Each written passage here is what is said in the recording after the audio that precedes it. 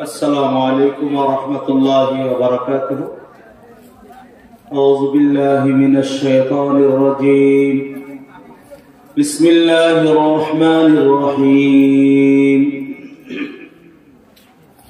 الحمد لله رب العالمين الرحمن الرحيم مالك يوم الدين. إياك نعبد وإياك نستعين.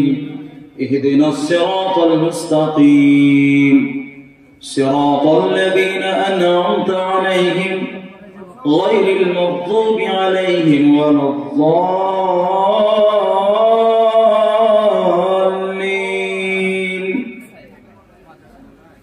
صدق الله العظيم. আমরা সকলে স্বাভাবিক আওয়াজে দুরূদ ইব্রাহিমটা পড়ি। আল্লাহুম্মা সাল্লি আলা মুহাম্মাদ ওয়া আলা আলি মুহাম্মাদ কামা সাল্লাইতা আলা ইব্রাহিম ওয়া আলা আলি ইব্রাহিম ইন্নাকা হামিদুম মাজিদ। আল্লাহুম্মা বারিক আলা মুহাম্মাদ ওয়া আলা আলি মুহাম্মাদ কামা বারাকতা আলা ইব্রাহিম ওয়া আলা আলি ইব্রাহিম ইন্নাকা হামিদুম মাজিদ। الحمد لله نحمده ونستعينه ونستغفره ونؤمن به ونتوكل عليه ونعوذ بالله من شرور أنفسنا ومن سيئات أعمالنا. من يهده الله فلا مضل له ومن يضلله فلا هادي له. ونشهد أن لا إله إلا الله وحده لا شريك له. ونشهد أن سيدنا وحبيبنا مولانا محمدا عبده ورسوله. أما بعد فقد قال الله تعالى في كلامه المجيد والفرقان الحميد. أعوذ بالله من الشيطان الرجيم. بسم الله الرحمن الرحيم. فاذكروني أذكركم واشكروني ولا تكفرون. وقال تعالى في موضع آخر وقال ربكم ادعوني أستجب لكم. وقال النبي صلى الله عليه وسلم لا يرد القضاء إلا بالدعاء. وقال النبي صلى الله عليه وسلم الدعاء مخ العبادة. وقال النبي صلى الله عليه وسلم ما من مولود الله ولد على الفطرة فأضع الحبدانه أو ينسرانه أو يمجسانه أو كما قال عليه الصلاة والتسليم. প্রশংসা মাত্র আল্লাহ, যিনি আমাদেরকে বড় ভালোবেসে একটা গুরুত্বপূর্ণ কোরআন ও হাদিসের আলোচনার সভাস্থলে কাউকে বক্তা, কাউকে শ্রোতা, কাউকে পরিচালক হিসাবে বড় মূল্যবান সময় মূল্যবান কাজে ব্যয় করার যে সুযোগ বা তৌফিক দিয়েছেন বা দিচ্ছেন রব্বুল আলামিনের বড় দয়া, করুণা, মায়া, মমতা। সেই জন্য সকলেই তেনার শুকরিয়া বা কৃতজ্ঞতা আদায়ের স্বার্থে আমরা তিনারই শিখানো ভাষাটাকে একবার উচ্চস্বরে উচ্চ কণ্ঠ উচ্চারণ করি, সকলে বলি আলহামদুলিল্লাহ। তারপর যে বিশ্বরবের অক্লান্ত মেহনত পরিশ্রমের মাধ্যম দিয়ে একটা স্বচ্ছ এবং খুবই সরল দিন পেয়েছি, যে দিনটার নাম হচ্ছে ইসলাম। এটা বিশ্বনবীর বড় অবদান। এই অবদানের ঋণ আমরা কোনো জিনিস দিয়ে পরিশোধ করতে পারবো না। তবে তিনার আত্মার কল্যাণের স্বার্থে আমরা সকলেই দুরূদ ও সালাম পরিবেশনের জন্য বলি সাল্লাল্লাহু আলাইহি ওয়াসাল্লাম। সর্বাগ্রে সভার যিনি পরিচালক, আমার পক্ষ থেকে শ্রদ্ধা ও সম্মান, স্টেজের আর অন্যান্য বিশিষ্ট ব্যক্তিবর্গ, সম্মুখের শ্রদ্ধাভাজন বাবাজান, সমবয়স্ক ভাই, কচিকাচা স্নেহভাজন, পর্দা নশীনা শ্রদ্ধেয় মা বোন, মাইক মাধ্যম আরো অনেকে, যেমন কেউ বাড়ি থেকে, কেউ রাস্তা থেকে, কেউ দোকান থেকে, বিভিন্ন ক্ষেত্র থেকে যারা আলোচনা শুনছেন, সকলকেই আমার পক্ষ থেকে শ্রেণী মোতাবিক যথাক্রমে শ্রদ্ধা, ভালোবাসা এবং স্নেহের। আপনারা বেশ অনেকক্ষণ থেকে এই সভায় সময় দিচ্ছেন। শ্রোতাদের টানা সময় দিতে হয়, বক্তাদের একটু সময় ভাগ বন্টন হয়ে থাকে। অর্থাৎ একটা বক্তা খুব বেশি হলে 1.5-2 ঘন্টা, আর শ্রোতা বসে থাকতে হলে প্রায় 6 ঘন্টা। সেই হিসাবে হয়তো ক্লান্ত হয়েছেন, চলে গিয়েছেন। কাউরির হয়তো এনার্জি এখনো রয়েছে, সেজন্য আপনারা হয়তো এখনো মানে অবস্থান করছেন।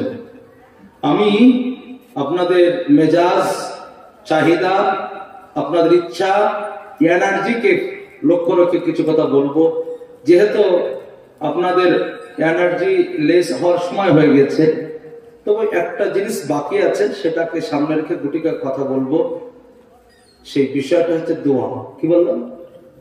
বক্তব্য হলো এতক্ষণ আমাদের মুফতি সাহেব শোনাচ্ছিলেন, তার আগে একটা গুরুত্বপূর্ণ পর্ব, তার আগেও আর একজন মুফতি সাহেব আলোচনা করেছেন।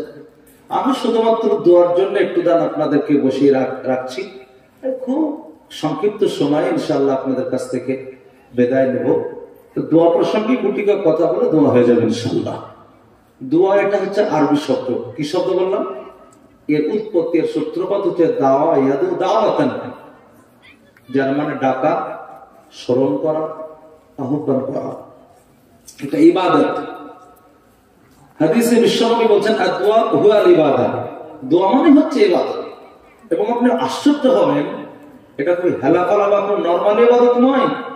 যেমন একটা হাদিসে বিশ্বনবী বলছেন, তিরমিজির হাদিস, আদ-দুআ মুখুল ইবাদা, দোয়া হচ্ছে ইবাদতের মুখ। আরবিতে শব্দটা বললাম, খুব সহজে বোঝাচ্ছি। আমাদের দেশে দেখবেন খেজুর গাছ, তাল গাছ, কলা গাছ, এই গাছগুলো যখন, খেজুর গাছ, তাল গাছ, নারকেল গাছ, এগুলো যখন কাটা হয়, ওর মাথার উপর যে বেগড়ে, নাকি বল আপনাদের দেশে, ওই বেগড়ে গুলো যখন হটানো হয়, একদম মিডিলে, মধ্যস্থান একটা খুবই সাদা এবং খুবই টেস্টি, খুবই সুস্বাদু একটা বস্তু পাওয়া যায়। কি গো সেটা? মেথি। কিছু এলাকায় মেথি বলে, কিছু এলাকায় শ্বাস বলে। আরবিতে ওটাকে মুখুন বলা হয়। আরো ভালো করে বুঝুন, যে কলা গাছে কলার কাঁদি আসে, সেই কলা গাছকে কাটলে ওই কলার ছত্র বা কলার যে আপনার একটা কভার ওঠে, সেগুলোকে ওঠানোর পর ওর মিডিলে যতটা গাছটা লম্বা হয়, ততটা লম্বা গোল আকারের একটা বস্তু পাওয়া যায়। কি বলে? কিছু এলাকায় ঘড়ল বলে, কিছু এলাকায় কাঁজেল বলে, আবার কিছু এলাকায় থোড় বলে। আরবিতে ওকে মুখুন বলা হয়। আরো শুনুন, দেখবেন গরু, মহিষ, ছাগল, ভেড়া, এর মাথার উপরে একটা ছুঁচলো ফাঁপা মতো একটা বস্তু, কি শিং। ওই উপরের ছুঁচলো ফাঁপা, ওটাকে আরবিতে কারনুন বলা হয়। ওর নিচে একদম, যেটা একদম মাথার সঙ্গে অ্যাটাচ থাকে, খুব শক্ত এবং খুব সাদা হয়। উপরে ফাঁপাটা উঠে গেলে দেখবেন সাদা এবং শক্ত হয়। ওই গোড়ার মজবুত এবং শক্তটাকে আরবিতে মুখুন বলা হয়। এখানে একটা মশলা শেয়ার করে দিই, কোন পশু, ছাগল বা গরু বা মহিষ বা ভেড়া, উপরের ফাঁপাটা উঠে গেলে কোনো সমস্যা নেই, কিন্তু নিচের এই গোড়ার মজবুত, যেটাকে মুখুন বলা হয় বললাম, সেটা যদি আপনার নষ্ট হয়ে যায়, ব্লিডিং হয়ে যায়, রক্তপাত, তাহলে সেই পশুর কুরবানি, আকিকা দেওয়া চলে না। আরো সুন্দর বুঝুন, যে কোনো মানে কি পশুর মাথার মধ্যে একটা খুব নরম বস্তু পাওয়া যায়, যেসব পশুর মাংস খাওয়া যায়, সেগুলো কষায়রা ভেজে খাওয়ার জন্য ব্যস্ত হয়। কি বলে? মগজ। আরবিতে এটাকে লুপুন বলা হয়, আবার কেউ বলে মুখুন বললে বলা যাবে। এবার আপনাদের কাছে আমার একটা জিনিস জানার, কলা গাছের যদি ভাড়লটা বা থোড়টা যদি নষ্ট হয়ে যায়, গাছটা বাঁচবে? মেথিটা যদি পচে যায়, বাঁচবে? ওই শিঙের গোড়ার মজবুত ওটা যদি আপনার নষ্ট হয়ে যায়, উপরে ফাঁপাটা টিকবে? টিকবে না। তো যেমন কলা গাছের জন্য তার থোড়, ভাড়লটা খুবই ইম্পর্টেন্ট, গুরুত্বপূর্ণ, তেমন ইবাদতের জন্য দোয়াটা বড় গুরুত্বপূর্ণ। আপনি অবাক হয়ে যাবেন, দায়িত্ব নিয়ে বলছি, আল্লাহ নবী সাল্লাল্লাহু আলাইহি ওয়াসাল্লাম কোন কাজ দোয়াবিহীন করেননি। সুবহানাল্লাহ বলুন। কোন কাজ, বাথরুমে দোয়া, আল্লাহ নবী সাল্লাল্লাহু আলাইহি ওয়াসাল্লাম খেতে বসতেন দোয়া, সিঁড়ির উপর চড়তেন দোয়া, নামতেন দোয়া, আল্লাহ নবী সাল্লাল্লাহু আলাইহি ওয়াসাল্লাম নতুন পোশাক পরতেন দোয়া, সন্ধ্যাবেলায় আলাদা দোয়া, সকালবেলায় আলাদা, স্বামী স্ত্রীর সাক্ষাৎ দোয়া। অর্থাৎ এমন কোন কাজ, হাদিসে একটা কিতাবে দাওয়াত বলে একটা লম্বা চ্যাপ্টারে আছে, কখন কোন সময় কি দোয়া করতেন। তাহলে বোঝা গেল দোয়া খুব ইম্পর্টেন্ট। আর একটা হাদিস শোনাচ্ছি, বিশ্বনবী জনাবে মুহাম্মদ সাল্লাল্লাহু আলাইহি ওয়াসাল্লাম বলেছেন, ইন্না রাব্বাকুম হাইয়ুন কারীমুন ইয়াস্তাহি মিন আবদিহি ইযা ইয়ারফা ইয়াদাইহি আইয়াদা সিফরা। যদিও হাদিসটা সানাদটা একটু ক্লেম আছে, তবু যেহেতু দোয়ার ফাজাইল সম্পর্কে একটু বলা যায়, তোমাদের বিশ্বনবী বলেছেন, তোমাদের প্রভু বড় লজ্জাশীল, বড় দাতা। কেউ যখন আল্লাহর কাছে কিছু চায়, আল্লাহ সেই বান্দার খালি হাত ফেরাতে বড় লজ্জা বোধ করেন। যারা বলেন সুবহানাল্লাহ। আর একটা হাদিস শোনাচ্ছি। বিশ্বনবী জনাবে মুহাম্মদ সাল্লাল্লাহু আলাইহি ওয়াসাল্লাম বলছেন, আর দোয়া সিলাহুল মুমিন, দোয়া হচ্ছে মুমিনের হাতিয়ার, অস্ত্র।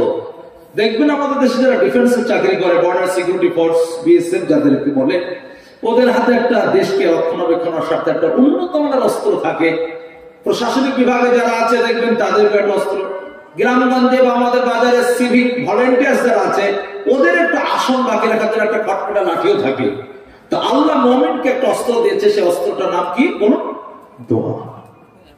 আর একটা হাদিস শোনাচ্ছি, বিশ্বনবী জনাবে মুহাম্মদ সাল্লাল্লাহু আলাইহি ওয়াসাল্লাম বলেছেন, লা ইয়ারতুল কাদা ইল্লা বিদুয়া। মানুষের ভাগ্য কোন জিনিস দ্বারা পরিবর্তন হয় না, লাঠির না পাটির না টাকা, একটা জিনিসে মানুষের ভাগ্য পরিবর্তন হয়, সেটা হচ্ছে দোয়া। কি বললাম আমি? দোয়া। ফাজাইলের মানে কি দোয়ার সঙ্গে সঙ্গে তওবা ইস্তেগফার, এটাও খুব গুরুত্বপূর্ণ আল্লাহর কাছে। একটা হাদিসে আছে, আরো শুনুন, বিশ্বনবী বলেছেন, মাল্লাম ইয়াসালিল্লাহ ইয়াগযাব আলাইহি। যে ব্যক্তি আল্লাহর কাছে চায় না, আল্লাহ তার উপর নারাজ হয়ে যায়।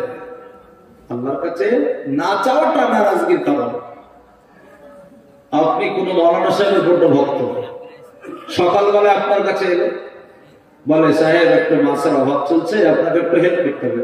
বলে হুজুর কোনোদিন আসেন না, আপনি এসেছেন, ঠিক আছে 500 টাকা দেন। দুপুর বেলায় আবার মৌলানা সাহেব ভাবছে যে মানুষটা তো সত্যি বড় উদারপন্থী, আবার একটু আপিল করলো। বলে হুজুর তাই নাকি, ঠিক আছে আরো 200 টাকা দেন। বৈকাল বেলায় আবার একটু হালকা আপিল করলো। বলে হুজুর পরপর তো তোমার দিলাম, আবার বলছে ঠিক আছে আর 100 টাকা নেন, লজ্জার খাতিরে। সন্ধ্যাবেলা বাড়ি ফেরার সময় আবার একটু মনের মধ্যে মনে হচ্ছে একটু বললে ভালো হয়, বলছে এবার কিন্তু মেজাজ ঠিক থাকবে। বলে জীবনে অনেক মৌলবী সাহেব দেখেছি, এত ছাঁচড়া মৌলবী দেখে বলবো কি বলবো না। কিন্তু আল্লাহর কাছে আপনি ফজরের সময় নামাজের পরে হোক বা হয়তো একাকী অবস্থায় সকালবেলায় বলছেন, রব্বানা আতিনা ফিদ দুনিয়া। আবার আল্লাহ যোহরের সময় যখন ডাক দিলেন, মহান আল্লাহ রাব্বুল আলামিনের দরবারে আবার রব্বানা আতিনা ফিদ দুনিয়া হাসানা। আসরের সময় আবার আল্লাহর কাছে যে রব্বানা আতিনা ফিদ দুনিয়া হাসানা ওয়া ফিল আখিরাতি হাসানা ওয়া কিনা আযাবান নার। মাগরিবে আল্লাহর কাছে আবার আপিল, এশার সময় আবার আল্লাহর কাছে আপিল। তৃপ্তি হলো না, মন ভরে নাই, আল্লাহর কাছে তাহাজ্জুদে রাখতে আবার চুপি চুপি আল্লাহর কাছে ডাকতে শুরু করলেন। মুসলমান, খুব স্পষ্ট করে বলছি, ওই ব্যক্তি যত আল্লাহর কাছে ডাকবে তত আল্লাহ তার উপর রাজি হবেন না, নারাজ হবেন? বলুন, রাজি হবে। তার মানে বোঝা গেল, মানুষ আল্লাহর কাছে যত বেশি চাইবে তত আল্লাহ কি হয়? খুশি হয়। আর মানুষের কাছে যত বেশি চাইবেন তত নারাজ। তাহলে আল্লাহর কাছে চাওয়াটা আমাদের কখনো লস নয়। কুরআনে কারীমে আল্লাহ বলেছেন, ওয়াকালা রাব্বুকুম উদউনি আস্তাজিব লাকুম। তোমাদের প্রভু বললেন আমার কাছে দোয়া করো, আমি তোমাদের দোয়া সাদরে গ্রহণ করব। তাহলে কোরআন থেকে বুঝতে পারলাম যথেষ্ট মোটামুটি দোয়ার গুরুত্ব রয়েছে। হাদিস তো শুনলেন আপনারা, কিন্তু আপনার ব্রেনে একটা প্রশ্ন কি মারবে, বলে আপনি তো দোয়া অনেক ফজাইল শোনালেন, কিন্তু আমরা অনেক সময় আল্লাহর কাছে দোয়া করি, নামাজে, তাহাজ্জুদের ওয়াক্তের সময়, কোরআন তেলাওয়াতের সময়, বিভিন্ন জালসার মজলিসে অনেক দোয়া করে, সব দোয়া তো কবুল হয় না। এর কারণটা কি? আজকের আমার বক্তব্যের বিষয় হচ্ছে এই যে দোয়া কবুল হয় না, তার কারণটা কি, এইগুলো বলে বক্তব্য শেষ করব। এক যুবক ইব্রাহিম ইবনে আদহামকে জানতে চাইলেন যে আমরা বর্তমানে দোয়া করি, কবুল হচ্ছে না কেন? তো হযরত ইব্রাহিম ইবনে আদহাম বলছেন দোয়া কবুল হয় না তার কারণ হচ্ছে 4টে। কটা বললাম? এই 4টে কারণ কি, একটা একটা করে বলবো। তাতে কিছু আদেশমূলক কথা আসবে, সেগুলো আমল করবো, নিষেধমূলক কিছু কথা আসবে, সেগুলো বর্জন করবো ইনশাআল্লাহ। বলুন, দোয়া যে কবুল হয় না তার 1 নম্বর কারণ, ভালো করে শুনি, কালেমাটার মধ্যে দুটো অংশ আছে। একটা হচ্ছে আশহাদু আল্লা ইলাহা ইল্লাল্লাহ, আর দ্বিতীয় অংশ হচ্ছে ওয়া আশহাদু আন্না মুহাম্মাদান আবদুহু ওয়া রাসূলুহু। যেরকম আরেকটা কালেমা লা ইলাহা ইল্লাল্লাহ একটা অংশ, আর দ্বিতীয় অংশ হচ্ছে মুহাম্মাদুর রাসূলুল্লাহ। প্রথম অংশটাকে নিয়ে একটু আলোচনায় আগে। লা ইলাহা ইল্লাল্লাহ এর শব্দার্থ হচ্ছে আল্লাহ ছাড়া কেউ উপাসনার যোগ্য নেই, সমস্ত ইবাদতের মালিক শুধু কে? আল্লাহ। আমরা যে মাথাটা নত করব, না কপালকে পেশ করব, কার স্বার্থে বলুন? আল্লাহর স্বার্থে, অন্য কোনো জায়গায় নয়। এটা হচ্ছে শব্দ অর্থ। ভাব অর্থ কি? লা ইলাহা ইল্লাল্লাহ, সমস্ত শক্তির মালিক কে? একটু জোরে বলতে হবে, সমস্ত শক্তির মালিক। মানুষের সম্পদকে বাড়িয়ে দেয়, কমিয়ে দেয়, মানুষের অসুখ বলো কে দেয়? ভালো করে সুস্থ করে দেখে। তার মানে বোঝা গেল সমস্ত শক্তির মালিক। ধানের ফলন কে দেয়? আল্লাহ এক বান্দাকে যথেষ্ট ধানের ফলন দিয়েছে। সাদা মাটা মানুষ মনে হয়, দিন সম্পর্কে কোনো বুদ্ধি হুঁশ নেই। পাশের একটা নেক বান্দা বলছে আল্লাহ তোমাকে বড্ড ভালোবাসে গো, এই বর্তমানে নলার ধান তো 22 মনের উপরে হয় না, তোমাকে 28 মন দিয়েছে আল্লাহ ভালোবাসে। ও মাথা মোটা উত্তর দিয়েছে কি জানেন? আল্লাহ দিয়েছে, ভালো ফ্যাক্টরি পুরুষ জিএপি দিয়েছে কিনা হয়েছে করছে। আস্তাগফিরুল্লাহ বলবেন না। আল্লাহর এক বান্দার বাড়ি ছিল না, 2 টালের বাড়ি ছিল, সুন্দর একদম মডেলিং, অত্যন্ত আধুনিক ডিজাইনের একটা বাড়ি করেছে। টালি, মার্বেল, পুটি, কোনো জিনিসের ঘাটতি নেই। বাল্য জীবনের একটা বন্ধু 17 বছর পর বেড়াতে এসেছে, বলছে আল্লাহ তোমাকে কত ভালোবাসে, তোমার এর আগে এসেছিলাম, বাড়ি ঘর ছিল না, একটা ঘরে ছেলে মেয়েদেরকে নিয়ে কত কষ্ট দেখেছি গো, আর এখন কত সুখ তোমার কপালে, আল্লাহ ভালোবাসে তোমাকে। ও মাথা মোটা উত্তর দিচ্ছে আল্লাহ ভালোবাসে, 2 ছেলে 3 বছর ধরে কেরালায় পড়ে আছে, তাই হয়েছে দেখছে। মুসলমানের কথা কি বোঝাতে চাইলাম? আমরা জানি সমস্ত শক্তির মালিক আল্লাহ, তা সত্ত্বেও মুমিন মুসলিম অনেক সময় আমলে বাস্তবায়ন করে না, অন্য কোন রাস্তায় করে চলে যায়। মা বোনদের অনেক সময় সন্তান যদি হতে দেরি হয় তো মনে মনে ভাবছে যে আর মনে হয় আল্লাহর স্টকে মাল নেই, এখন নিতে হলে কোনো দরগায় কোনো মাজারে ছাগল মুরগি 300 কিনা চালের কিরকিটিরি ঘোড়া আয়না চিরুনি নিয়ে কিছু মান্যত মানতে দিতে হবে। মুসলিমদের অবস্থা বলছে, আফসোস, বড় লজ্জা লাগে। অ্যাকচুয়ালি ভালো করে মা বোনদের স্বার্থে বলছি, মান্যত এটা খুব ভালো জিনিস নয়। বাস শুধুমাত্র ফ্রেশ আল্লাহর কাছে সাদকা করাতে লাভ আছে। তবে মুসলিম শরীফের একটা রিওয়ায়াত আছে, কৃপণের কাছে মাল বের করার একটা লাইন। মান্যতটা অ্যাকচুয়ালি কৃপণের কাছে মাল বের করার লাইন। কৃপণ জীবন এমনি কোনোদিন দান করে না। হঠাৎ ছেলে ক্যান্সার রোগে আক্রান্ত, আল্লাহকে বলছে আল্লাহ আমার ছেলের যদি অসুখ ভালো হয়ে যায় তাহলে তোমার মসজিদে 500 টাকা দিব। আমরা দাম পাশাপাশি করছে, আগে ভালো করে দাও তারপর দেব। এটা অ্যাকচুয়ালি জায়েজ, ভালো জিনিস নয়, তবু জায়েজ, কিন্তু আল্লাহর জন্য। আল্লাহ ছাড়া অন্য কোনো জায়গায় মান্যত মানা চলবে না। এই প্রসঙ্গে কোনো আলোচনা রয়েছে। ইসকালাত ইমরাতি ইমরান রব্বি নাযারতু লাক মা ফি বাতনি মুহাররারা ফাতাকাব্বাল মিন্নি ইন্নাকা আনতাস সামিউল আলিম। ইমরানের স্ত্রী অর্থাৎ মরিয়মের বাজার নাম হচ্ছে হিনা। তিনি বললেন, হে আমার প্রভু, আমি তোমার জন্য মান্যত মানলাম, মাফি বতনি, আমার গর্ভে যেটা জন্ম নেবে, পুত্র সন্তান হোক বা কন্যা সন্তান, মুহাররার এলাকা আল্লাহ আমি তোমার রাস্তায় স্বাধীন করে দেব। আমি তোমার জন্য তাকে আমি বর্তমানে কি কুরবানি দেব, তোমার জন্য তাকে আমি ছেড়ে দেব। আমি নিজের সংসারে ব্যবহার করব না, নিজের কাজে তাকে ব্যবহার করব না। হযরতে মরিয়মের মা বলছেন, রব্বি নাযারতু লাক, হে আল্লাহ আমি তোমার জন্যই মান্যত মানলাম। এখানে দুটো জিনিস লক্ষণীয়। এক নম্বর, তিনি রব্বুল আলামিনকে ডেকে বলছেন, হে আল্লাহ তোমার জন্যই রব নাযারতু লাক, আমি তোমার জন্য মান্যত মানলাম। যেমন বাংলায় বলা হয় শুধুমাত্র তোমার জন্য, ইংরেজিতে বলা হয় অনলি ফর ইউ, তেমন আরবিতে বলা হয় লাক। অর্থাৎ মুফাসসিরিন কেরামরা বলেন মান্যত শুধুমাত্র আল্লাহর জন্য চলবে, অন্য কোনো পৃথিবীর বস্তুর জন্য চলবে না। হযরতে মরিয়মের আম্মা জান যখন মান্যত মানলেন, আল্লাহ রাব্বুল আলামিন তিনার গর্ভে জন্ম দিলেন হযরতে মরিয়মকে। দেশের মানুষের হাতে তিনি দিয়ে দিলেন, বাইতুল মাকদিসের সেবা যত্নের জন্য তাকে আমি দিয়ে দিলাম, নিজের কাজে তাকে ব্যবহার করব না। হযরতে মরিয়মকে পাওয়ার পরে সবাই ব্যস্ত হয়ে যায়। সে বলে আমি মরিয়মের যত্ন নেব, আবার অন্যরা বলে আমি মরিয়মের আপ্যায়ন করব, মরিয়মের আমি খেতে দেব। জাকারিয়া আলাইহিস সালাম বললেন, হবে না, সেটা আমার স্ত্রীর বোনের মেয়ে, আমি তার খালুজি, আমি তার নিকটের আত্মীয়, আমি তার কাছের আত্মীয়, সুতরাং আমাকে দিতে হবে, অন্য কাউকে দিলে হবে না। হযরত জাকারিয়া আলাইহিস সালাতু তাসলিম যখন এমন কথা বললেন, মহল্লার মানুষ জনগণ বললেন, না সাহেব, ওটা এখন আমাদের মহল্লার মেহমান, সমাজের মেহমান, জনগণের মেহমান, জনগণ যাকে দেবে সেই পাবে, আত্মীয়তা হিসাবে আপনি আর নিতে পারবেন না।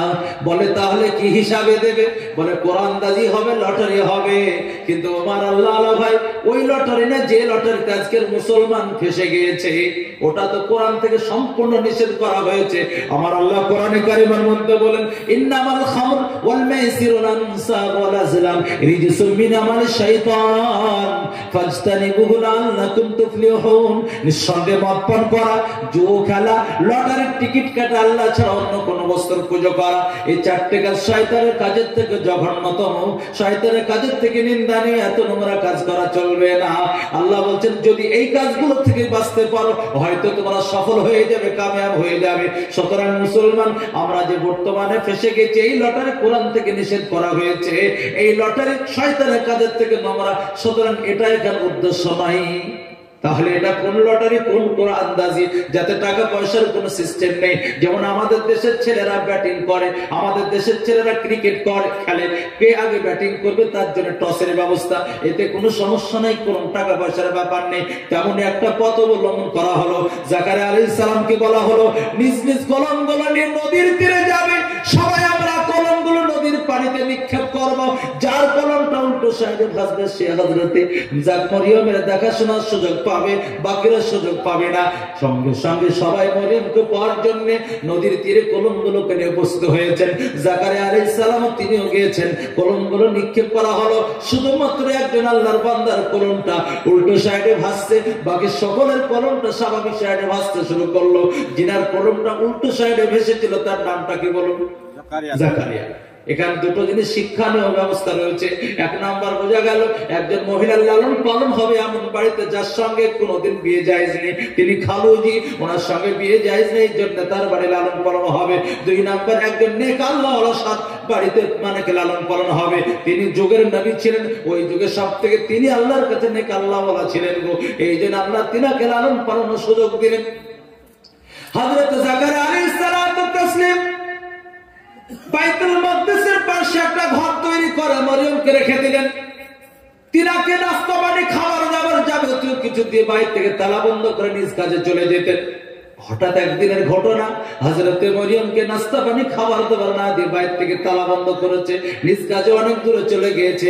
অনেক দূরে যাওয়ার পর মনে হচ্ছে আজকের মরিয়মকে তো আজকে কিছুই দিয়ে নেই, খাবারের ব্যবস্থা হয় নাই, নাস্তার ব্যবস্থা হয় নাই, পানির ব্যবস্থা হয় নাই। আয় আল্লাহ, তোমার বান্দি মরিয়ম তো আজকের বড্ড কষ্ট পাবে, আয় আল্লাহ তার তুমি সহায় হও, তাকে তুমি একটু বিপদ থেকে উদ্ধার করো। আল্লাহ বলছেন, ওরে আমার জাকারিয়া, আমার একজন বান্দির কথা স্মরণ রাখতে পারো নাই। ওমা মিন দাব্বাতিন, পৃথিবীতে যাবতীয় আমার মাখলুক যত আমার সৃষ্টি জগৎ সকলের খাবারের ব্যবস্থা করে দিই, আর আমার একজন বান্দির কথা মনে রাখতে পারো নাই। তুমি ভুলে যেতে পারো, আমি আল্লাহ মরিয়মের কথা ভুলি নাই। দেখো যাও, মরিয়মের কাছে খাবারের ব্যবস্থা হয়ে গিয়েছে।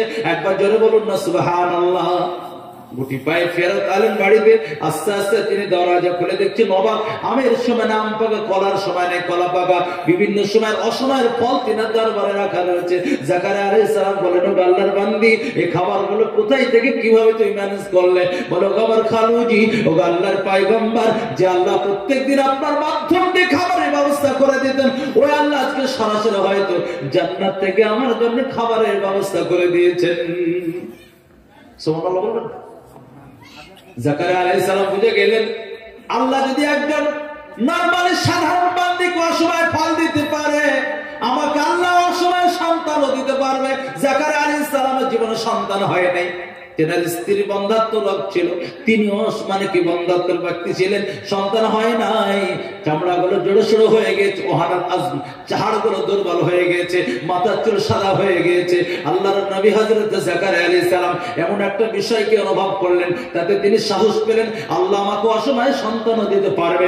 সঙ্গে সঙ্গে আল্লাহর কাছে আপিল করলেন, দরখাস্ত করলেন, আবেদন করলেন, নিবেদন করলেন। আবেদনের কথা আল্লাহ কোরআনে আলোচনা নিয়ে এসেছেন। জাকারিয়া আলাইহিস সালাম বলেন, রব্বি হাবলি বিল্লাদুনকা যুররিয়াতান তাইয়্যিবা, হে আমার প্রভু, আমি তোমার দরবারে চাচ্ছি, অন্য কোন জায়গায় নয়। মিল্লাতুনকা, তোমার কাছে চাচ্ছে, কোন দরগায় নয়, কোন মাজারে নয়, কোন পীরের কাছে নয়। আল্লাহ তোমার কাছে চাচ্ছে যুররিয়াতান, একটা সন্তান। শুধু সন্তান নয়, তার সঙ্গে আরেকটা শব্দ তিনি মিলে দিলেন, তাইবাতান, দিনদার, তোমার দিন তোমার বিধান মেনে নেবে এমন একটা তুমি আমাকে সন্তান দাও। জাকারিয়া আলাইহিস সালাতু ওয়াস তাসলিমকে আল্লাহ বলেন, ওগো আমার বান্দা, যাও তোমাকে আমি সন্তান দেব। বলে, আল্লাহ আমি তো বুড়ো হয়ে গেছি, আমার স্ত্রী বুড়ি হয়ে গিয়েছে, চামড়া গুলো জড়সড় হয়ে গেছে, মাথার চুল সাদা হয়ে গেছে, এই মুহূর্তে কি করে সন্তান দিবে বুঝে আসছে না। আল্লাহ বলছেন, ওরে জাকারিয়া, আমার শক্তি, আমার কুদরত, আমার ক্ষমতার উপর কি তোমার বিশ্বাস নেই? বলে, আছে। তাহলে তোমার মনে এমন প্রশ্ন কেন উদয় হয়? বলে, তাতমাইন্নাল কুলুব, আমার অন্তরকে তৃপ্তি দেওয়ার জন্য, বাকি অন্য কোনো সমস্যা নাই। আল্লাহ বলছেন, বান্দা যদি তাই হয়, তাহলে আমার পূর্বের একটা ইতিহাস স্মরণ করে দেখো। আমি বিনা বাপে বিনা মায় তোমাদের আদি পিতা হযরত আদমকে বানিয়েছি, তোমাদের আম্মাদের হাওয়াকে আমি সৃষ্টি করেছি। তোমার পরে এমন একটা ইতিহাস তৈরি করব, বিনা পুরুষের স্পর্শতে আমি হযরত ঈসা আলাইহিস সালামকে পৃথিবীতে আমি পাঠাবো। আমি যদি বিনা বাপে বিনা মায়ে যদি আমি সন্তান পৃথিবীতে পাঠাতে পারি, তোমাদের আদি পিতা আদমকে বানাতে পারি, আদি মাতা হযরত হাওয়াকে বানাতে পারি, আমি কেন তোমাদের দিতে পারবো না? বলে, আল্লাহ বুঝে গিয়েছি, এবার তুমি দাও, আমার মনে আর কোনো সন্দেহ নেই। আল্লাহ বলছে, না জাকারিয়া, একটু পাকামো করেছো, এই জন্য এবার একটা শর্ত পালন করতে হবে। ওগো আমার মা, ওগো আমার বোনেরা, এমন কোনো শর্ত নাই যেসব কাজে তোমরা লিপ্ত হয়ে গিয়েছো। কোনো জায়গায় মান্যতার দরকার নেই, কোনো জায়গায় ছাগল নিয়ে যাওয়ার প্রয়োজন নেই, কোনো জায়গায় মুরগি নিয়ে যাওয়ার দরকার নেই, কোনো জায়গায় চিরুনি মান্যতার দর্কার নেই, 3টা কদমের ঘোড়া দেওয়ার দরকার নেই। আমার আল্লাহ কোরআনে ক্লিয়ার বলে দিলেন, সাব্বিহ বিলাল করলাসি, সকাল এবং সন্ধ্যা আমার পবিত্রতা বর্ণনা করো। মুফাসসিরিন কেরামরা বলেছেন, হয়তো তিনার যুগে 2 ওয়াক্ত নামাজ ফরজ ছিল সকাল সন্ধ্যায়, উম্মতে মুহাম্মাদের জন্য 5টা ওয়াক্ত নামাজ ফরজ, ওনার যুগে হয়তো 2টো সময় নামাজ ফরজ ছিল। তাই বলা হলো, সকাল সন্ধ্যা আল্লাহর কাছে তুমি কান্নাকাটি করতে থাকো, তাসবিহ তাহলিল করতে থাকো, আল্লাহ তোমাকে সন্তান দেবে। হযরত জাকারিয়া আলাইহিস সালাতু ওয়াস তাসলিম আল্লাহর কাছে দাখিল করতে শুরু করলেন, তাসবিহ তাহলিল শুরু করলেন। আল্লাহ তিনাকে এমন একটা সন্তান দিলেন গো, ওই নামের সন্তান পূর্বে কোনোদিন জন্ম নেয় নাই। তার নাম হচ্ছে হযরত ইয়াহইয়া আলাইহিস সালাম। তিনি একজন আল্লাহর পয়গম্বর নবী হয়েছিলেন। একবার জোরে বলুন আলহামদুলিল্লাহ। হাত পেতেছি এই গুনাহগার, তোমারি দরবার মোরে ফিরায় না, হায় শূন্য হাতে ওগো মাওলা, শূন্য হাতে ওগো মাওলা, ফিরায় না, হায় তোমার রহম তোমার করম, অথই পারাবার, তুমি খালিক তুমি মালিক, গফুর গফফার, হাত পেতেছি এই গুনাহগার, তোমারি দরবার মোরে ফিরায় না, হায় আমার চেয়ে কেউ গুনাহগার নেই রে কোথাও, বান্দা তোমার, আমার চেয়ে কেউ গুনাহগার নেই রে কোথাও, বান্দা তোমার, তোমার রহম তোমার করম, অথই পারাবার, হাত পেতেছি এই গুনাহগার, তোমারি দরবার মোরে ফিরায় না, হায়। সুতরাং যা কিছু প্রয়োজন হবে কার কাছে যাবো বলো? আল্লাহর কাছে। অন্য জায়গায় চেয়ে কোনো লাভ হবে না, অ্যাকচুয়ালি লাভ হবে না। আমার আল্লাহ রাব্বুল আলামিন কোরআনে কারীমের মধ্যে বললেন, ওয়াল্লাহুল গানি ওয়া আনতুমুল ফুকারা, শুধুমাত্র আল্লাহই হচ্ছেন সম্পদশালী ধনী, বাকি পৃথিবীর সবই ফকির গো। এমন কিরের কাছে সন্তান চাইতে গিয়েছো, সে নিজেই তো সন্তান পায় নাই, বাধা আছে না? এমন ব্যক্তির কাছে অসুখ ভালো করার জন্য আপিল করতে গিয়েছ, নিজেই ক্যান্সার রোগে আক্রান্ত মারা গিয়েছে, পাতলা পায়খানা হয়ে মারা গিয়েছে, নিজের অসুখ সে নিজে ভালো করতে পারলো না, ও বাবু আপনার অসুখ তিনি কি করে ভালো করে দেবেন? সুতরাং স্পষ্ট যে সমস্ত শক্তির মালিককে, আরো যারা বলুন কে, এটা আমরা সবাই জানি, কিন্তু জানা সত্ত্বেও এ মুসলিম অনেক সময় ব্যতিক্রম করে ফেলে।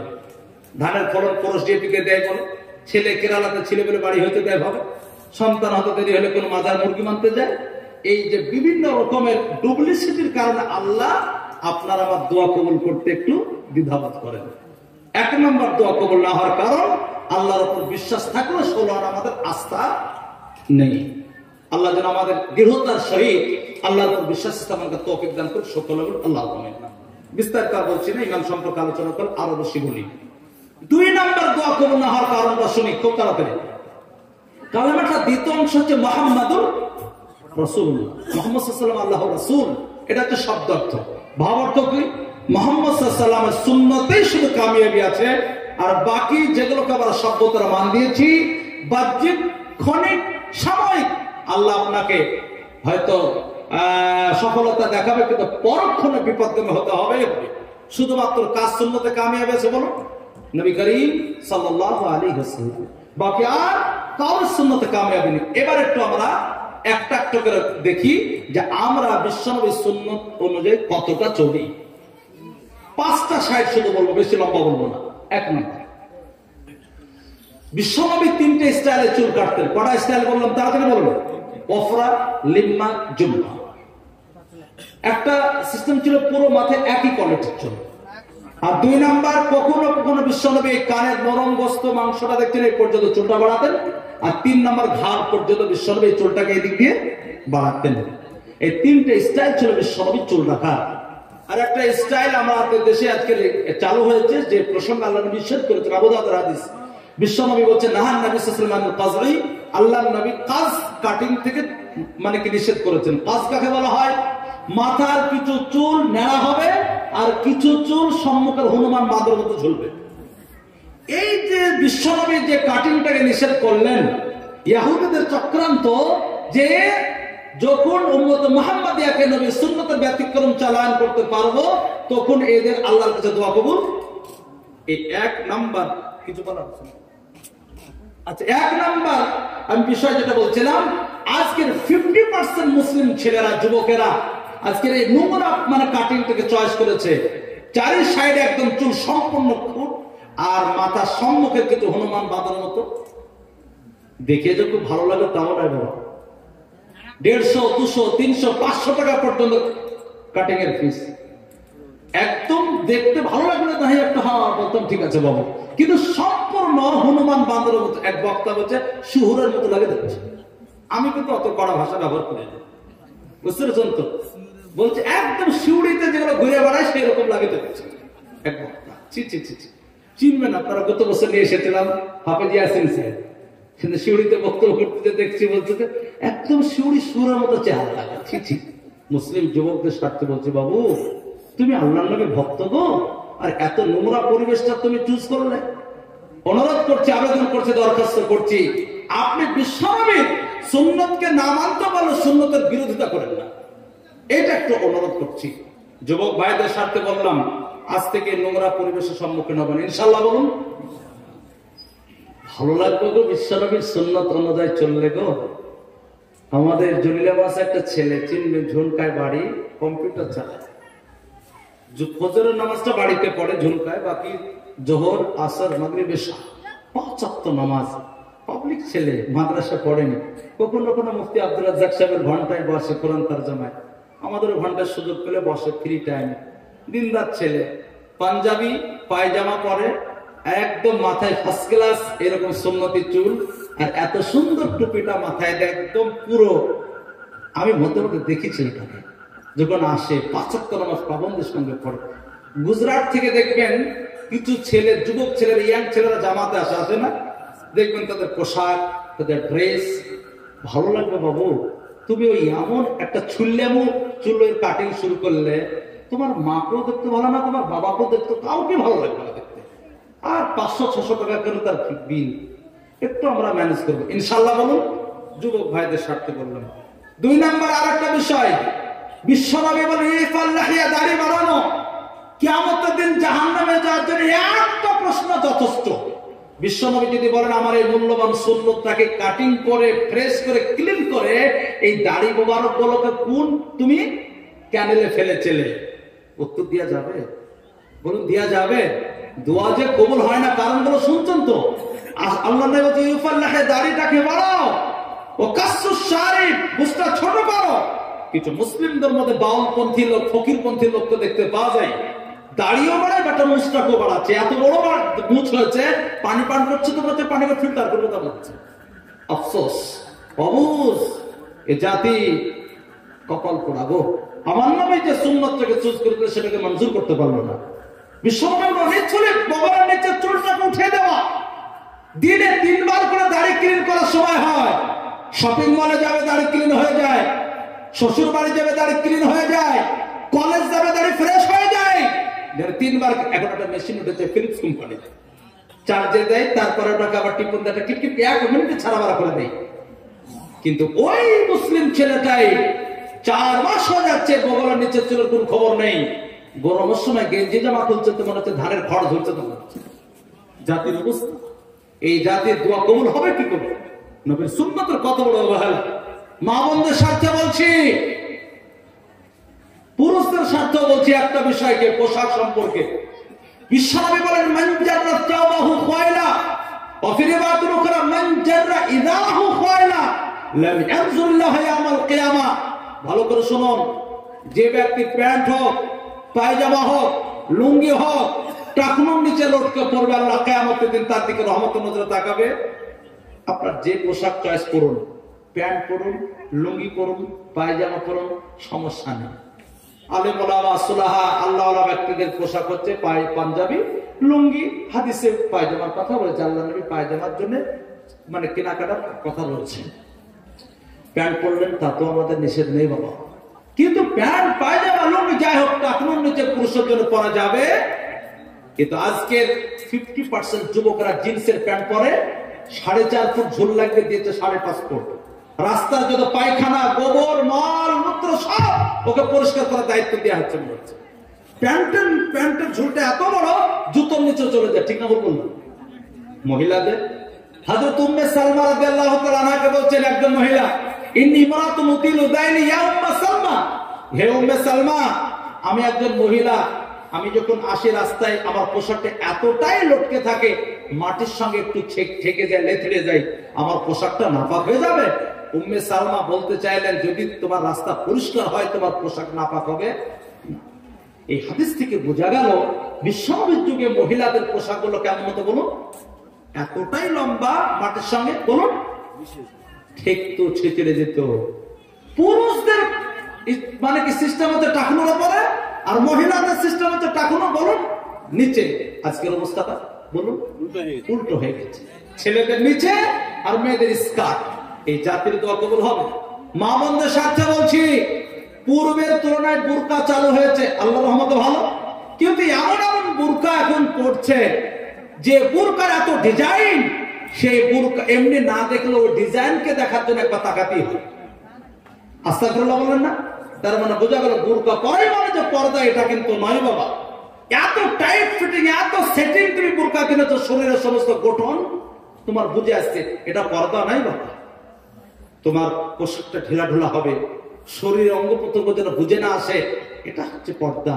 মা বোনদের স্বার্থে বলছি, আপনাদের সম্মান, আপনাদের ইজ্জত বড় বলা যায়। জানেন মহিলাদের কি সম্মান?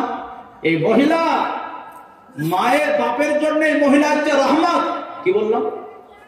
ভাইয়ের জন্য হচ্ছে আমানত, আর ছেলের জন্য হচ্ছে জান্নাত।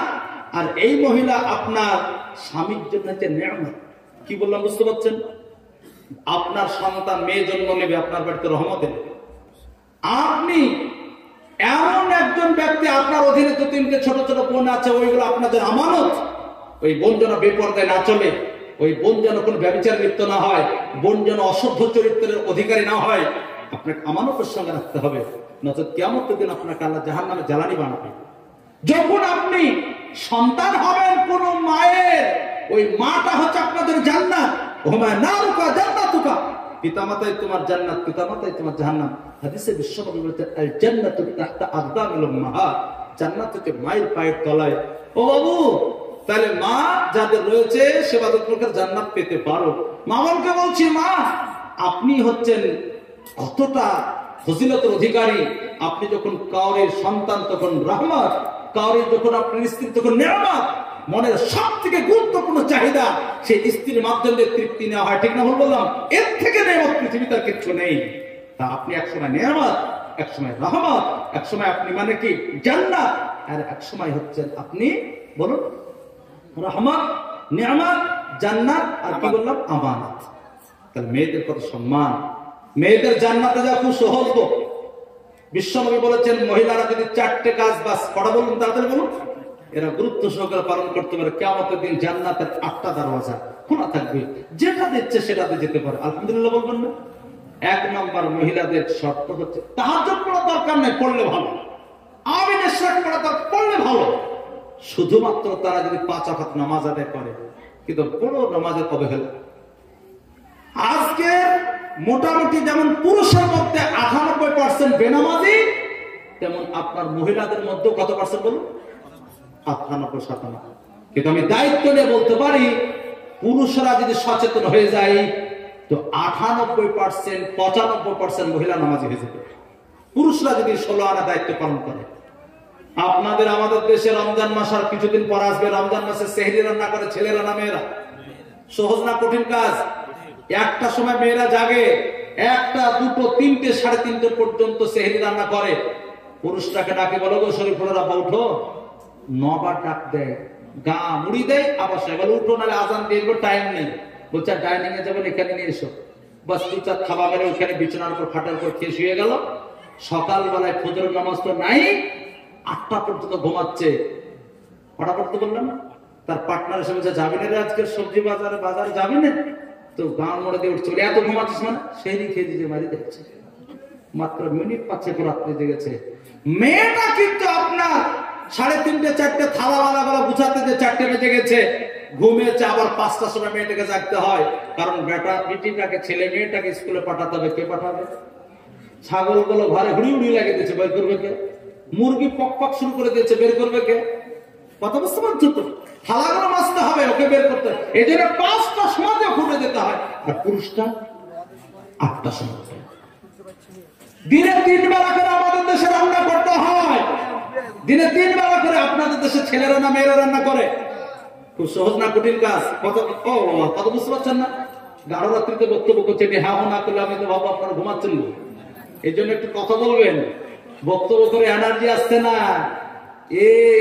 এটা যা সুমননগরে একটু আসলে বসতি কম, তো যাই যে কদিন আছেন কোয়ালিটির দরকার আছে, একটু যেন বক্তব্য শুনতে আমি অনুভব করতে পারি। ও দিনে 3 বেলা করে রান্না করে ছেলেরা না মেয়েরা? বলো মেয়েরা। খুব সহজ না কঠিন কাজ? তবলিগ জামাতে যে একবার রান্নার দায়িত্ব দিন, 2টা চোখ দল্লা তারা 3টে হয়েছে, ঠিক না ভুল বললাম?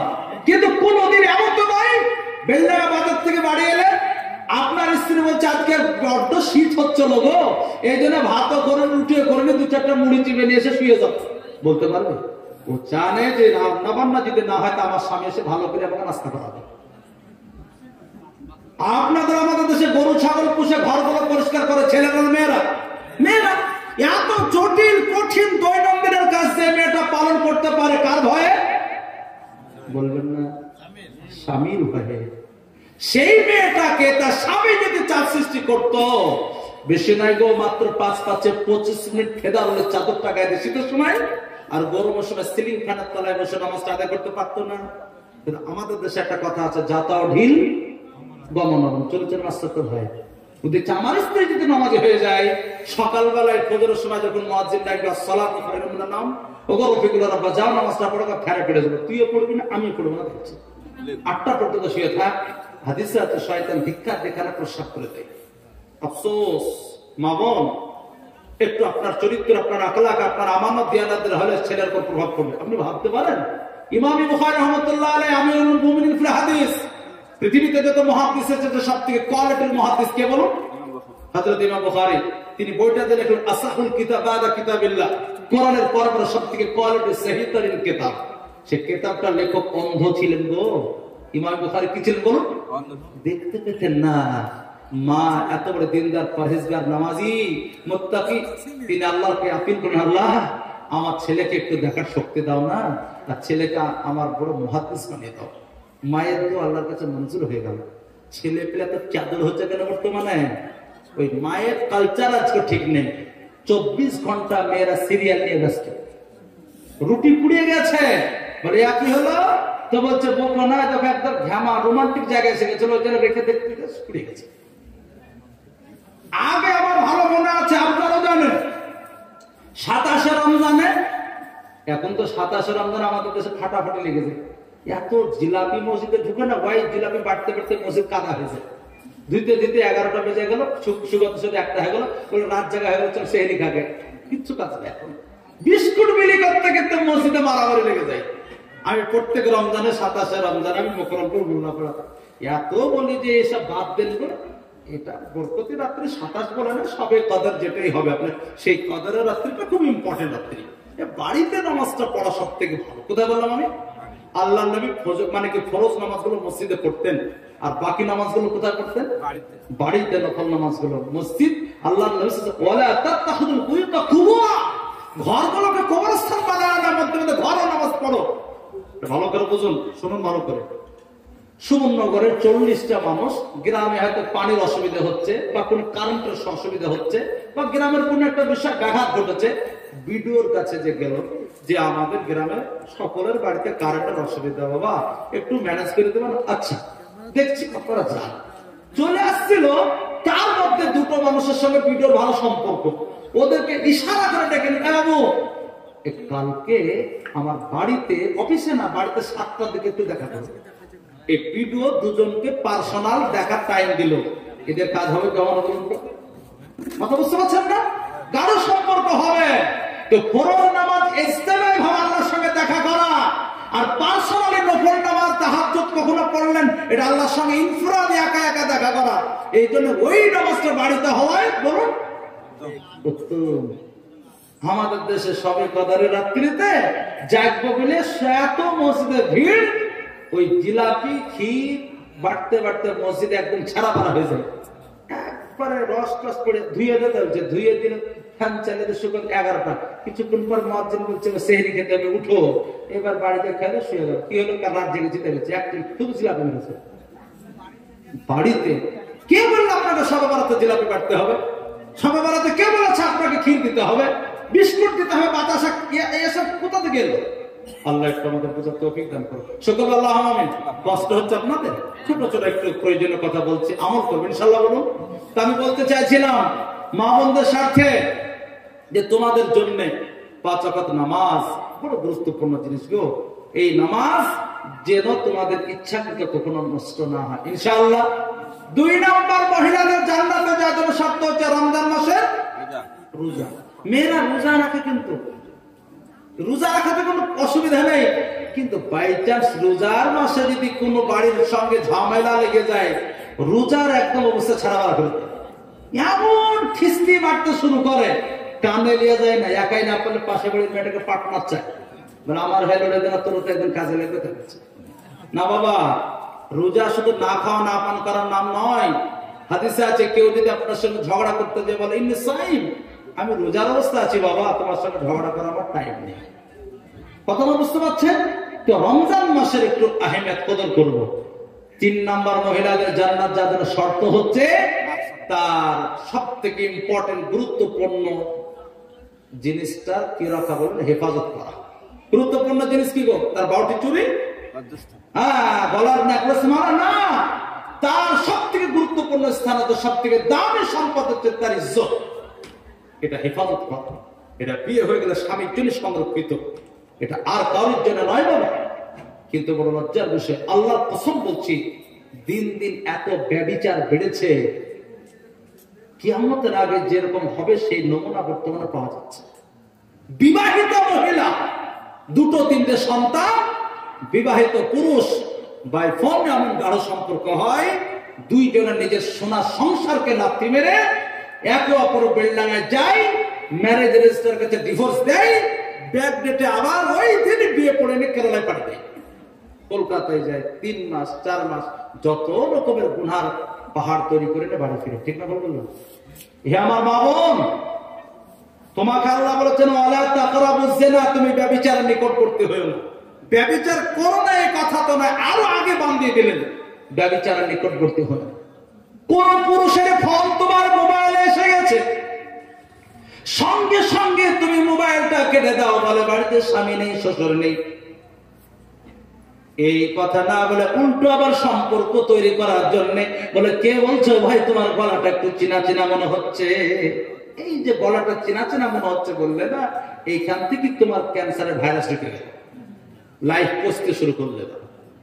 বাড়িতে এসেছে কোন একজন পুরুষ, বলে আপনি কোথা থেকে এসেছেন? বাড়িতে স্বামী নেই, আমার কোন রকমের শ্বশুর মশাই নেই, কালকে আসবেন আপনার সঙ্গে, এখন আমার কথা বলার কোনো সময় নেই। কিন্তু বাড়িতে স্বামী নেই, শ্বশুর নেই, কোন যুবক এসেছে, বলে ভাই তোমাকে দেখা দেখা মনে হচ্ছে, লাইন বন্ধ করো। বুঝতে পারছেন সম্পর্ক সেদিন থেকে। কিন্তু এখানে আল্লাহ বলেছেন, বলা তাকরা বসে না, তুমি ওর সঙ্গে মিষ্টি মিষ্টি কথা বলো। বড় কষ্ট হয়, বড় লজ্জা লাগে এখন এই মুহূর্তে। আগে স্কুল লাইফে, কলেজ লাইফে ছেলে মেয়েরা অ্যাক্সিডেন্ট করে ফেলতো, এখন না গো সংসার হওয়ার পর। আমি অনুরোধ করছি আপনাদের আল্লাহকে ভয় করো, আল্লাহকে ভয় করতে হবে, নচেত তুমি কিয়ামতের দিন জাহান্নাম থেকে বাঁচতে পারবে না। এই জন্য নিজের মূল্যবান সম্পদ হচ্ছে আপনার লজ্জাস্থান। ইসলাম সব থেকে মেয়েদেরকে বেশি সম্মান দিয়েছে, আলহামদুলিল্লাহ বলুন। 4টে কারণ বলবো, বুঝতে পারবেন। আমার নবী বিশ্বনবী বললেন, কেউ যদি 7টা কন্যা সন্তান সুশিক্ষিতা করে 7 পাত্রের যদি ব্যবস্থা করে দেয়, জান্নাতি হয়ে যাবে, আলহামদুলিল্লাহ। একজন সাহাবী বলেন, হুজুর কাউরে 7টা নয়, মাত্র 5টা যদি কন্যা সন্তান হয়, এমন কি অফারটা তার জন্য বহাল আছে? বলে হ্যাঁ। আর একজন সাহাবী বলেন, হুজুর যদি কাউরে 3টে কন্যা সন্তান, বলে হ্যাঁ। সাহাবী বলছেন, আমার নবী এমন একটা মুডে ছিলেন, যদি একটা মহিলার জন্য একটা মেয়ের জন্য অফার চাইতো, ওই দিন একটা মেয়ের জন্য অফারটা আমার নবী দিয়ে দিতেন। কিন্তু কোন হাদিসের মধ্যে এমন কথা নেই যে 10টা 15টা 20টা পুত্র সন্তান জন্ম দিয়ে সুশিক্ষিত করে সব পাত্রী ব্যবস্থা করে দিলে, জান্নাতের ব্যবস্থা করে দিলে, এমন কথা হাদিসে নেই। মেয়েদের জন্য আলহামদুলিল্লাহ বলুন। বিশ্বনবী জনাবে মুহাম্মদ সাল্লাল্লাহু আলাইহি ওয়াসাল্লাম বলছেন, মহিলাদের তোমরা কষ্ট দিও না, আমার মেয়েরা এই পৃথিবীতে বেঁচে ছিলেন, ছেলেরা সবাই মারা গিয়েছিল। আমার নবী যখন সফর থেকে বাড়ি আসতেন, প্রথমে হযরতে ফাতেমাকে কোলে নিতেন। বাড়ি থেকে যখন বের হতেন সফরে, শেষ সাক্ষাৎটা ফাতেমার সঙ্গে করে যেতেন। সব থেকে মহব্বতের জিনিস মেয়েরা। 2 নম্বর, বিশ্বনবী মহিলাদের তো সম্মান দিয়েছে, শুনলে অবাক হয়ে যাবেন। আল্লাহর নবী পৃথিবীতে আসার আগে মহিলাদের কোন রকমের স্বামীর অংশ থেকে, বাবার অংশ থেকে কোন রকমের অংশ বরাদ্দ ছিল না। আল্লাহর নবী সাল্লাল্লাহু আলাইহি ওয়াসাল্লামের যুগে সাদ ইবনে রাবি রাদিয়াল্লাহু তাআলা আনহু শহীদ হয়ে গিয়েছেন। 2 জন মেয়ে রেখে গিয়েছেন, তেনার স্ত্রীকে রেখে গিয়েছেন। সমস্ত মালগুলো সাদ ইবনে রাবির মানে কি ভাই নিয়ে নিয়েছেন। আল্লাহর নবীর কাছে শিকায়ত করা হলো, বলে হুজুর গো, আমার স্বামী শহীদ হয়ে গিয়েছেন, কিন্তু আমার 2 জন মেয়ে আছে, আর আমি তেনার স্ত্রী রয়েছি।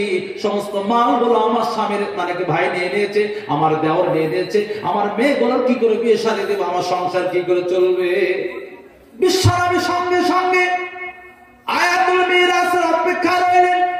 আল্লাহর পক্ষ থেকে আয়াতুল মিরাস অবতীর্ণ হলো। সাদ ইবনে রাবি ভাইকে ডাকলেন, বলে শোনো বাবু, তোমার ভাইজান যতটা সম্পদ রেখে গিয়েছে, প্রথমে 3 ভাগে ভাগ করবে। 3 ভাগের মধ্যে তোমার ভাতিজি ভাইজি দুটোকে 2 ভাগ দিয়ে দিবে। 30,000 হলে 20,000, 3 বিঘে জমি হলে তাদেরকে 2 বিঘা, 2-3টে রুম হলে তাদেরকে 2টো রুম দিয়ে দিবে। বাকি মালটা 8 ভাগে ভাগ করবে। একটা অংশ তোমার ভাবিকে দেবে, বৌদিকে দেবে, তারপরে বাকি থাকলে তোমরা পাবে না, চেত পাবে না। ইসলাম দিয়েছে, আলহামদুলিল্লাহ। আর 3 নম্বরটা আগে বললাম, মেয়েদের পায়ের তলায়, কি বলুন জান্নাত। ছেলেদের পায়ের তলায় এমন কথা হাদিসে। সব থেকে মজার কথা আপনাকে শোনাই।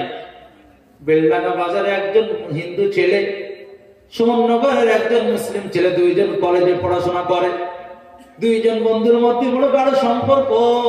মুসলিম ছেলেটার মধ্যে কোন অনুষ্ঠান হলে হিন্দু বন্ধুটাকে ইনভাইট করে। হিন্দু বন্ধুটার বাড়িতে কোন রকমের অনুষ্ঠান হলে মুসলিম ছেলেটাকেও ইনভাইট করে। 2 জনে কোন একটা প্রোগ্রামে গিয়েছে। যাওয়ার পরে মুসলিম ছেলেটাকে হিন্দু বন্ধুটা বলছে, ভাই তোদের ধর্মের সবই ভালো লাগে, কিন্তু একটা জায়গায় আমার বড় প্রশ্ন রয়েছে, বড় ক্লেম রয়েছে। মুসলিম ছেলেটা বড় চালাক, বলে বন্ধু কোনগুলো ভালো লাগে বল। বলে সবই ভালো লাগে। বলে কয়েকটা উদাহরণ দেন। বলে দেখ, তোদের ধর্ম কত সুন্দর রে, 20,000, 20,000, 30,000 খরচ করে কোরবানির পশু ছাগল কেনা হয়, জবাই হয়, কোন রকমের কষ্ট হয় না, 3 ভাগে গোশতটাকে ভাগ করা হয়। কটা বললাম? নিজের বাড়িতে একটা রেখে দেওয়া হয়, বন্ধু বান্ধব কুটুম সাক্ষাৎকে একটা দেওয়া হয়।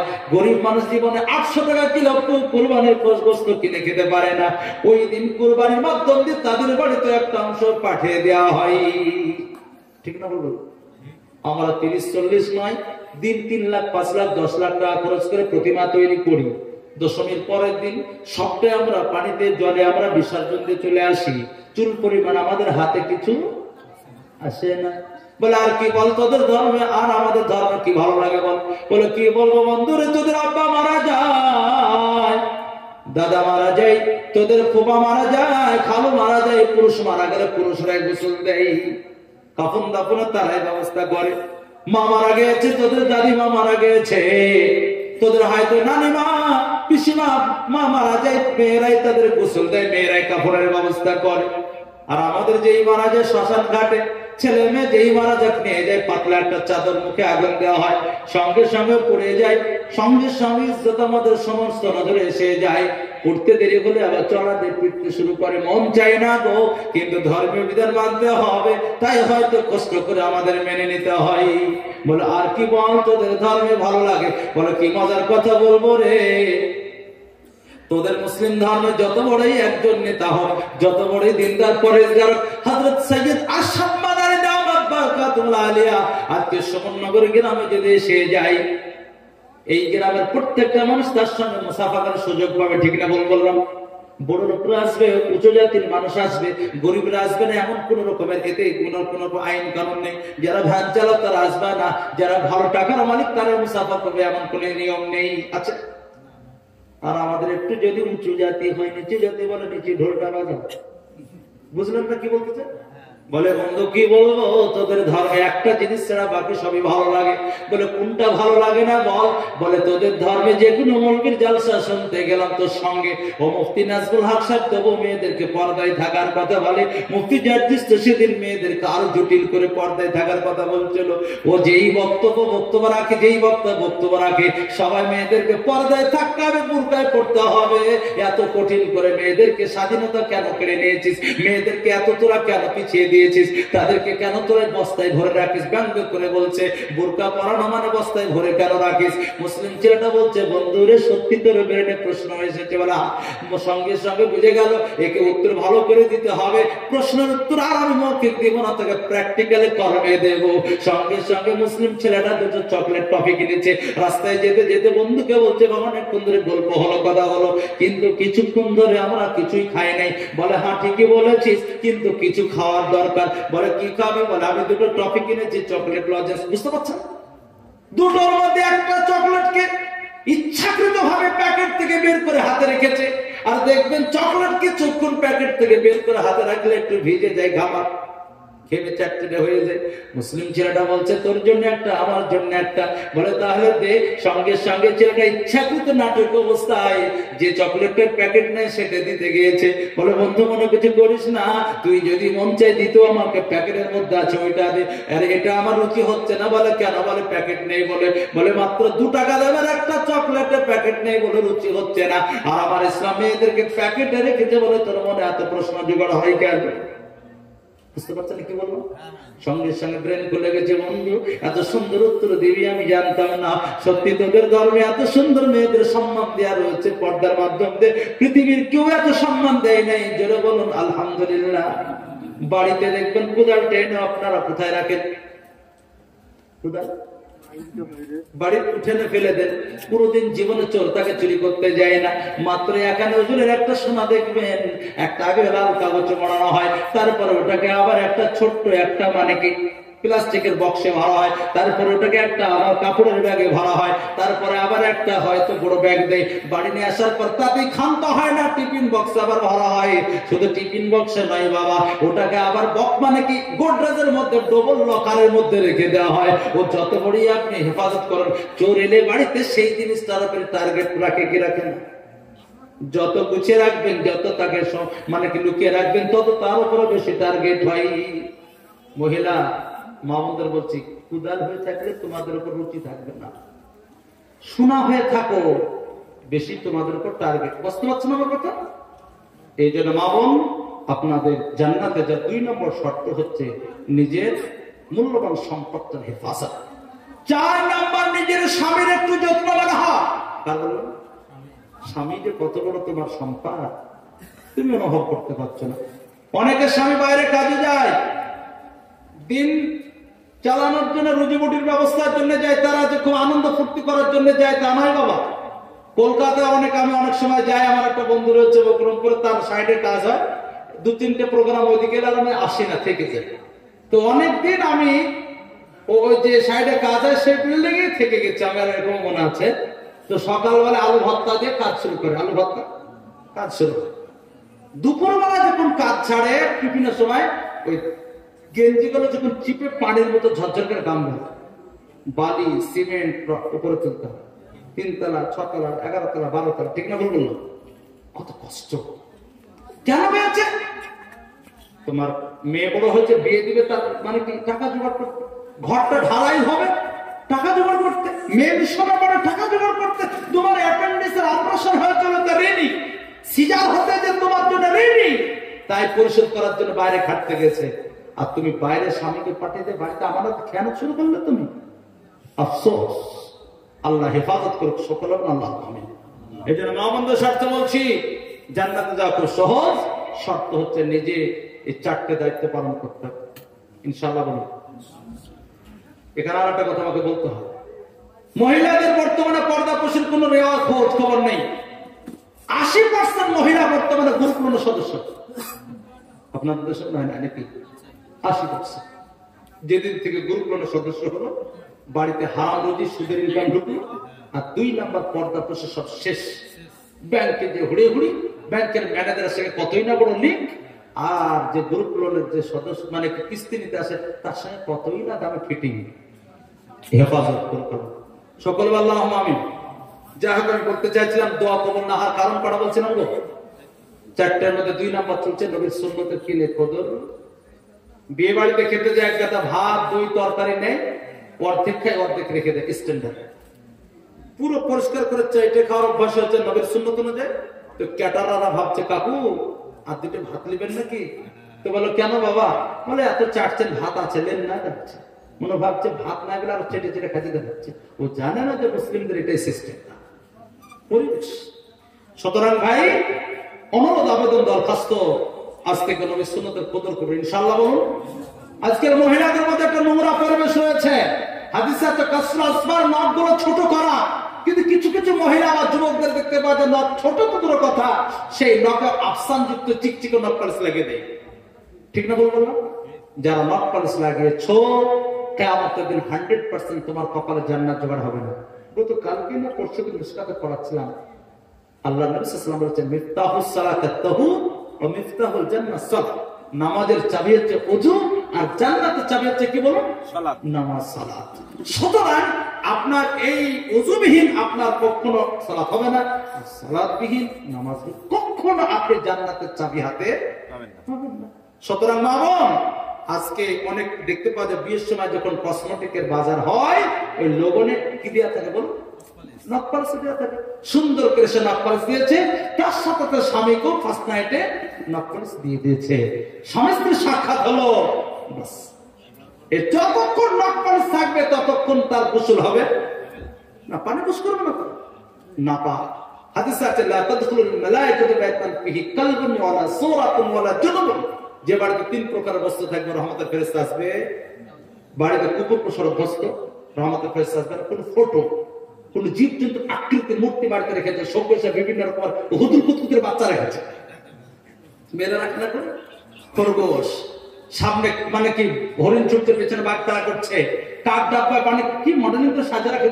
ও আস্তে মিঠন চক্রবর্তীর ছবি দেওয়ালে চিপকে রেখেছে, সচিন টেন্ডুলকারের ছবি দেওয়ালে লাগিয়ে রেখেছে।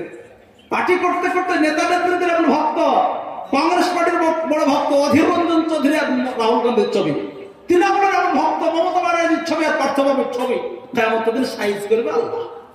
হাদিসে আছে সেই বাড়িতে রহমতের ফেরেশতা আসবে বিনা সাদের। ও বাবা, বাড়িতে ফটো রাখলে সরকারি ভাতা চালু হয়ে যায় নাকি?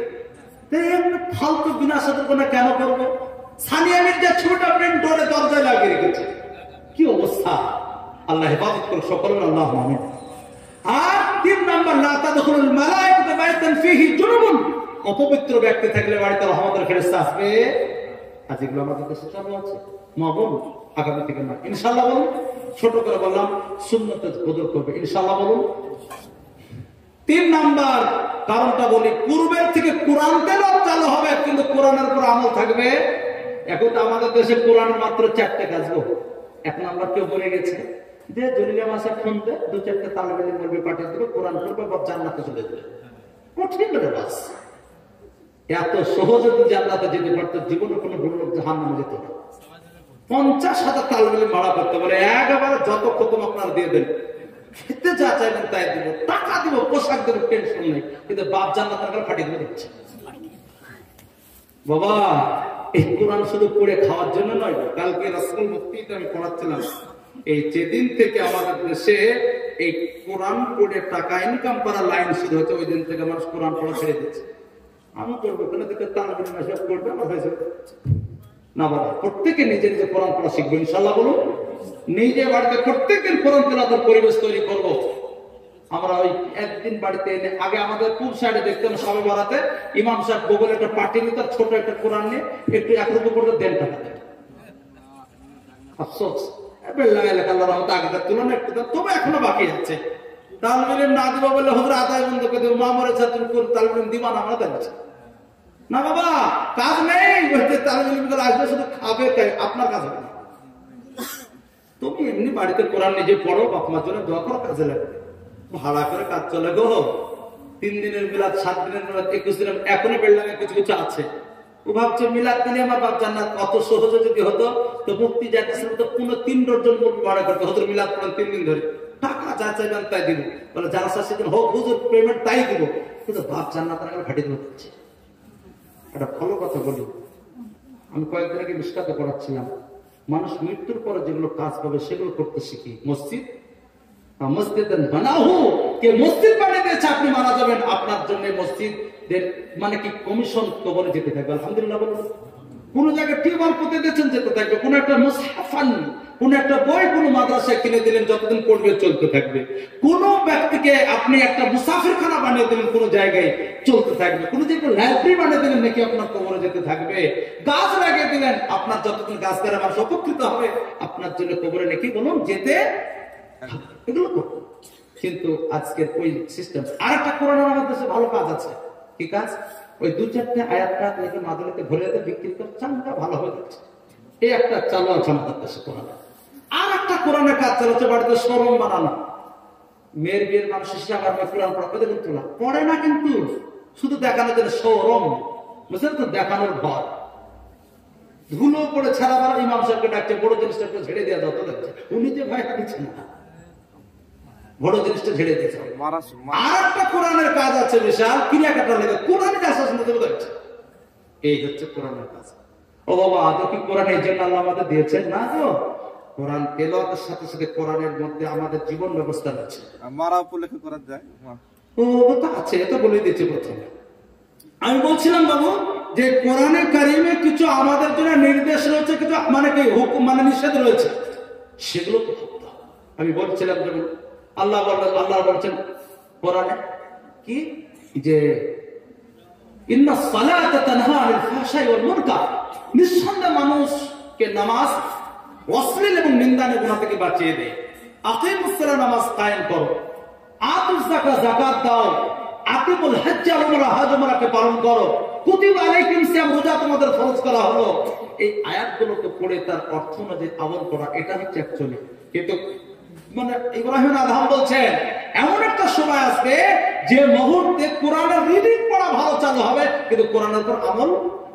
আমি একটা আয়াত পড়েছি না, মদ, জুয়া, লটারি, আল্লাহ ছাড়া অন্য কোনো বস্তুর পুজো, এই 4টে কাজ শয়তানের কাছ থেকে খারাপ বলিনি, কিন্তু এই 4টে কাজে মুসলিমদের মধ্যে আবালাবল চালু হয়েছে। মদ, কিন্তু মুসলিম যুবকেরা সামনে পৌষ মাস আসছে, 3টে ডিজি ভাড়া করবে, 3খানা, আর এত বড় বড় ডিজি একদম মুফতি জার্জিসের থেকে উঁচু, আর বাজবে তো মাটি শীতে নাচছে গো। রাত্রি 1টা, 2টো, 2:30 পর্যন্ত শীতের রাত্রিতে ডান্স চলছে দেবকুণ্ডের মাঠে, মকরমপুরের মাঠে, সুমননগরের মাঠে চলছে ডান্স। শুধু ডান্স করলে হয় বাবা, হাতে আবার মদের বোতল। গত বছরের কথা আমার ভালো মনে আছে, পৌষ মাসে চলছিল, জানুয়ারি মনে হয় ফার্স্ট তারিখ হবে, আগে পিছু যাই হোক। জালসা সেদিন আমার ছিল পুষ মাসে একটু জালসা, খালি পাওয়া যায়, শীতের টাইম তো আমার ড্রাইভারকে বললাম থাকো তুমি, আমি বাড়ি ঘুরে আসি। তো গাড়ি বের করতেছে না, গাড়ি বের করতে লাইনের গাড়িতে চলে যাবো। তো লাইনের গাড়িতে আমাকে একটা ছেলে মোটরসাইকেলে বড় হাতে রেখে এলো।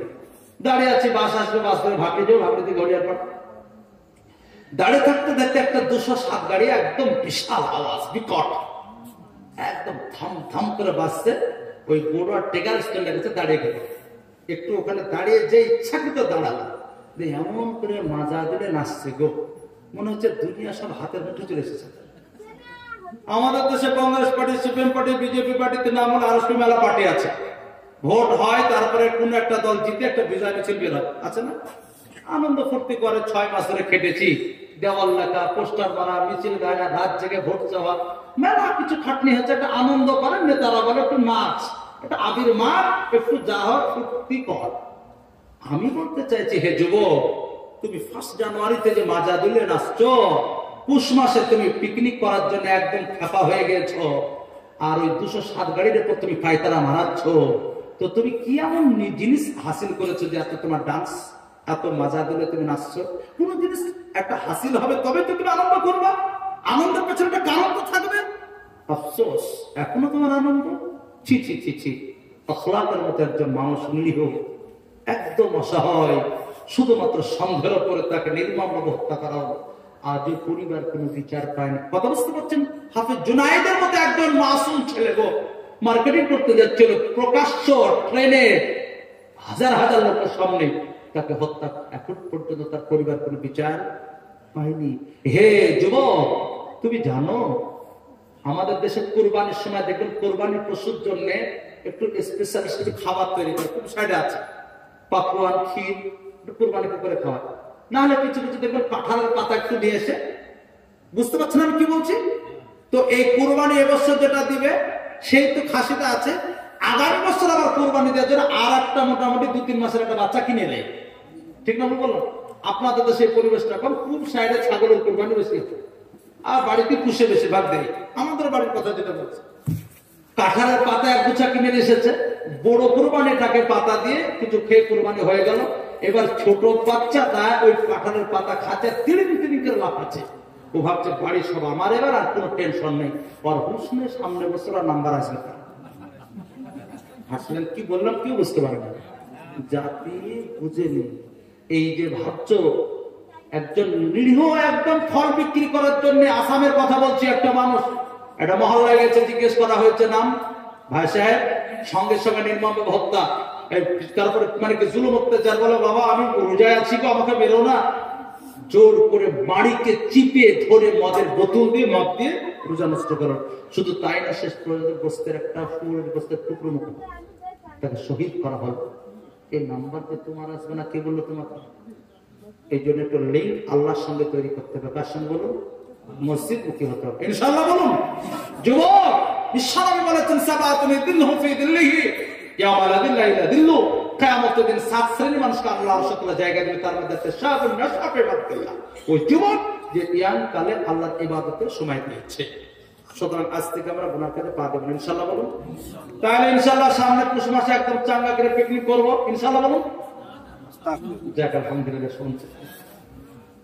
আপনার মন চাইতে ভালো মন্দ কিছু তৈরি করে খান, সমস্যা নেই, আপনি খেতে পারেন, ছেলে মেয়ে বন্ধু বান্ধব, কিন্তু পুষ মাসে খেতে হবে কে বলেছে? 1 জানুয়ারিতে খেতে হবে কে বলেছে? তোমাকে ডিজি বাজাতে হবে, এই উদাহরণ কে দিল তোমাকে? কিয়ামতের পূর্বে 11 পরগনা ব্যাপক হারে চালু হবে, তার মধ্যে গান বাজনা ব্যাপক। হাজি সাহেবের দোকানে হালখাতা, গান না বাজালে ভাবছে কাস্টমার আসবে না। বিয়েতে গান না বাজালে বিয়ে জমে না, ঠিক না ভুল বললাম? মুসলিম বড় লজ্জা লাগে গো, ঈদের দিনে 3 দিন ধরে ডিজি ভাড়া হয়, আস্তাগফিরুল্লাহ বলবেন না?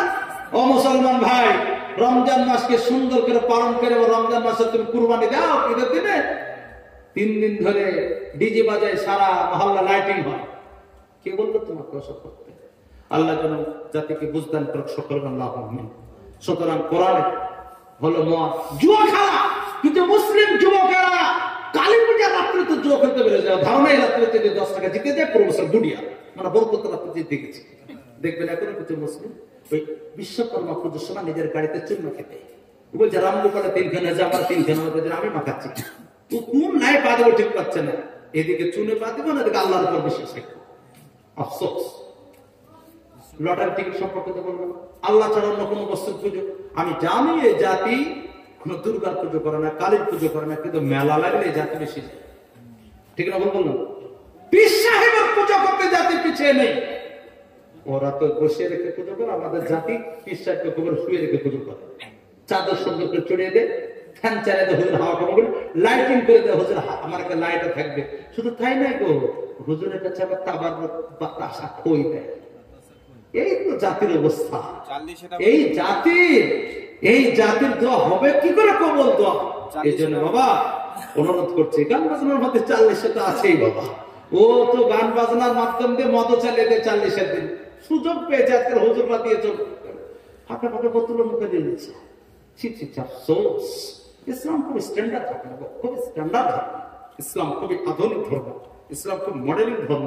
এই ধর্মটাকে আমরা কলঙ্কিত করে ফেলেছি, বিকৃত করে দিয়েছি, ইসলামটাকে শেষ করে ফেলেছি। এই জাতি ইসলামের মানে আসল সিস্টেমটা বদলে দিয়েছে। এরা ভাবে ওই হালুয়া রুটি একটু মহরমের সময় গান বাজনা করবো, নাচবো, ঈদের সময় একটু শ্যামাই রান্না করবো, ডিজি বাজাবো, এইগুলো হচ্ছে ধর্মের মানে আসল প্রতীক। আস্তাগফিরুল্লাহ বলুন, শিখবো। আলেম ওলামা প্রচুর, আল্লাহ আপনাদেরকে ভালো রেখেছে, বড় বড় মাদ্রাসা তৈরি করেছেন, আলেম ওলামা পেয়েছে। ওই শুধু হারকেলের তলাটা অন্ধকার রাখলে হবে না, এখানে প্রচুর টাকা বেলডাঙ্গা মানুষ খরচ করে মাদ্রাসার পেছনে। আমি জানার মধ্যে বলছি, 4টে বড় বড় প্রতিষ্ঠান আপনাদের একদম মেইন কেন্দ্র জায়গায়, বেলডাঙ্গা, জলিলিয়া, সরুলিয়া, মেয়েদের মাদ্রাসা, আহলে হাদিস ভাইদের শিশু শিক্ষা কেন্দ্র, এই বড় বড় 4টে প্রতিষ্ঠান আমি দায়িত্ব নিয়ে বলছি, 4 কোটি টাকা প্রায় আয় ব্যয় খরচ। কতটি বললাম? এই 4 কোটির মধ্যে 2 কোটি টাকা বেলডাঙ্গার মানুষ নিজে দেয়, আমার জানা আছে। কতটি বললাম? 2 কোটি। আল্লাহর কসম বলছি, বেলডাঙ্গার মানুষকে বড় উদারতা দিয়েছে। পশ্চিমবাংলার বিভিন্ন জায়গায় যায়, আমার নজরে মাত্র 2টো জায়গা এত উদারতা, একটা বেলডাঙ্গা আর একটা মালদা সুযোগপুর। এই 2টো জায়গা, এই 2টো জায়গার মানুষের একটা গুণ ভালো আছে যে এরা আল্লাহর কাছে প্রচুর খরচ করে, কিন্তু এরা খরচ করেই সীমিত ভাবে। আর নিজের ছেলেকে শেখাবো, নিজে শিখবো, শরীয়ত সম্মত চলবো, এই মেজাজ কিন্তু নেই। যদি থাকতো তো এই জাতি কোনোদিন পাথর চাপড়িতে গাড়ি ভাড়া করে যেত? যদি থাকতো তাহলে ফুলবাস্তালায় এত কবর তৈরি হতো। আল্লাহ আপনাদের তৌফিক দান করবে। সকল বলা দোয়া কবর না হয় 4 নম্বর পর বুঝতে পারছি আপনাদের শরীর স্পিস করছে, মানে হুজুর কখন দোয়া করবে, বাড়ি যাবো, তাই শেষ। আল্লাহ দোয়া কবুল হয় না, তার 4 নম্বর কারণ ইব্রাহিম আদম বলছেন, ইন্না শাইতানা লিল ইনসানি আদুউম মুবিন। শয়তান মানুষের প্রকাশ্য। একটা ছোট ছেলেকে জিজ্ঞেস করলো, বন্ধু বলবে না সূত্র বলবে? জানে। কিন্তু শয়তানি কাজ করতে জাতি বেশি তৃপ্তি পায়। 9 ঘন্টা ধরে কেরাম খেলে কোনো টেনশন নেই, তারাবির নামাজ একটু লম্বা হয়ে গেছে বলে ইমাম সাহেবকে কে নিয়ে এলো? গত বছর ইমাম মাত্র 17 মিনিটে 20 রাকাত পড়াচ্ছে। এই ইমাম 35 মিনিট লাগেছে, সামনে বছর যদি আসে তো ইমামকে তো সাইজ করবো, তাছাড়া মূলদকে সাইজ করে যাচ্ছে। কিন্তু ওই ব্যক্তি তারাবির নামাজ পড়েই সাথে সাথে ক্যারাম খেলতে দাঁড়িয়েছে, 11টা পর্যন্ত ক্যারাম খেলতে, আর পায়ে কোনো ব্যথাই নাই। আফসোস, বিড়ি যদি ছোট হয় খুব সমালোচনা, মারি কোম্পানি একেবারে ফাঁকি না দেবে, 2 টানে ফিরে গেল হয়েছে। আর নামাজ যত ছোট হবে তত খুশি, বলে ইমাম পেয়েছি বটে রে, এক্ষুনি শুরু করলাম, আবার এসে 7:30 খবর পেয়ে গেলাম, নামাজ পড়ে যাচ্ছে। মানে নামাজ সহজ হলে ছোট হলে পড়া। এ জাতি 50 ফাংশন শুনতে শুনতে রাত্রি কাটে দেয়। মুক্তি জাতিসের বক্তব্য আর একটু লম্বা, হুজুর দোয়া করে দেন, ভালো লাগছে না। শয়তানি কাজ করতে বেশি তৃপ্তি পাবে, ওই মুহূর্তে আল্লাহর কাছে দোয়া কবুল হবে হবে না। সুতরাং 4টে কাজ যেগুলো বললাম, কালেমা, 2টো প্রথম অংশ লা ইলাহা ইল্লাল্লাহর আমল নেই, এই জন্য দোয়া কবুল হয় না। মুহাম্মদ সাল্লাল্লাহু আলাইহি ওয়াসাল্লাম আল্লাহর রাসূলের সুন্নতের কদর নেই, কোরআনের রিডিং পড়া চালু হচ্ছে কিন্তু কোরআনের উপর আমল নেই। শয়তান প্রকাশ্য সূত্র জানে, তারপরও শয়তানের কাজ করতে বেশি তৃপ্তি পায়। ঠিক না ভুল বললাম? আর ভাই কষ্ট দেব না, একটা ছোট্ট আপিল, মাত্র 10টা আল্লাহর বান্দার কাছে শেষ মুহূর্তে এই মসজিদের জন্য আমার স্নেহভাজন আজিজুল ইসলাম সাল্লামাহ প্রচুর আপনারা দিয়েছেন, আমরা শুনে তো আশ্চর্য হলাম। বাড়ি পিছু 10,000 টাকা করে প্রায়, ভালো আপনারা দিয়েছেন, আল্লাহ আপনাদের কবুল করুন। শেষ মুহূর্তে হাদিসের মধ্যে আছে ইন্নামা আমালুল খাতিম, শেষ ভালোটা সব ভালো একটা কথা রয়েছে। সুতরাং শেষ মুহূর্তে মাত্র আল্লাহর 5টা বান্দার কাছে 500 টাকা আপনারা পরে দিতে পারেন। কটা টাকা বলছে? 500 করে টাকা। কজন আল্লাহর বান্দা? কিন্তু 5টা। বুনিয়াদ ইসলাম আলা খামস, ইসলামের বুনিয়াদও 5টা এবং 5 ওয়াক্ত নামাজ। এই জন্য 5 জন আল্লাহর বান্দার কাছে 500 করে টাকা, বেশি মোটা চাই না। কেউ পারবেন দিতে? আমি বেশি পিড়াপিড়ি করবো না, শেষ মুহূর্তে ভালো কাজে সামিল করার জন্য আপনাদেরকে সুযোগ দিলাম।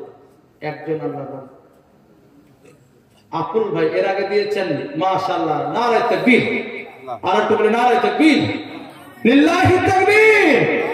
আকুল ভাই আমাদের উনি 500 টাকা একটা, 5 জন, বেশি বলি না। মাশাআল্লাহ। খেজুর গাছ দেখেন তো, খেজুর গাছ রস যত মাত্রা, মাশাআল্লাহ, জাযাকাল্লাহ। কি নাম ভাই? আব্বাস। এখানে বাড়ি নাকি? ও আচ্ছা, মাশাআল্লাহ, দেখা যাচ্ছে। এটা কে? এটা কে? হ্যাঁ, এই নিবি। আর পেছনে একজন মুরব্বী আমি দেখতে পাচ্ছি, তারা দুজন এসছে ভাই। 5 জনের কাছে বলেছি আমি, মোটা অঙ্কের কিছু চাইনি বাবা। 5 জনের কাছে দোয়া করে দেবো ইনশাআল্লাহ। দেখেন 11:30 বলুন। ওই পেছনে একজন কি নাম বললেন ভাই? একদম বাসের কাছে, আর একবার বলুন তো। আচ্ছা, আসছে, মাশাআল্লাহ, মানে নগদ দেবে, তাই তো? আসুন আসুন না, দুজন এসেছে আর ওনাকে 3 জন, 2 জন করতেন তো দেরি হবে না। দোয়া করে দিব ইনশাআল্লাহ, বেশি কষ্ট দিব না। 5 জন আল্লাহর বান্দাকে বলেছি, মাত্র 500 করে টাকা। বিল্লাহর মানুষ, সত্যি আমি সব জায়গায় বলি গো, এই যে আপনাদের সামনে আজকে কথা বললাম তো, এটা সব জায়গায় বলি যে বেল্লাগার মানুষ আল্লাহর রহমতে তাদেরকে দেওয়া খারাপ রাখেনি। বেল্লাগার মানুষকে সত্যি, বেল্লাগার মানুষ খারাপ রাখেনি। বড় আর মোড়ে 1 কাঠা জায়গা যদি বিক্রি হয় মিতাল হাউসের ওখানে, ও বাবা, বুঝতে পারছেন কি বলছি? 50 লক্ষ টাকা কাঠাতে নেওয়া লোক আছে। আজকে সকালবেলা আবার হাটে সাহেব আপনাদের দেশে যাতায়াত করে সভাপতি বলে চলো চা খেয়ে আসে। তো হাটপাড়া ওই ক্লাবের পাশে একটা চালাবে চা, ওখানে চা খেতে এই জায়গাটা কিনা আসে না। আপনি এটা ক্লাবের কাছে ভাড়া নিয়েছেন না আপনার? তো বলছে যে আমার কিনা আছে, তো মেলা দাবি।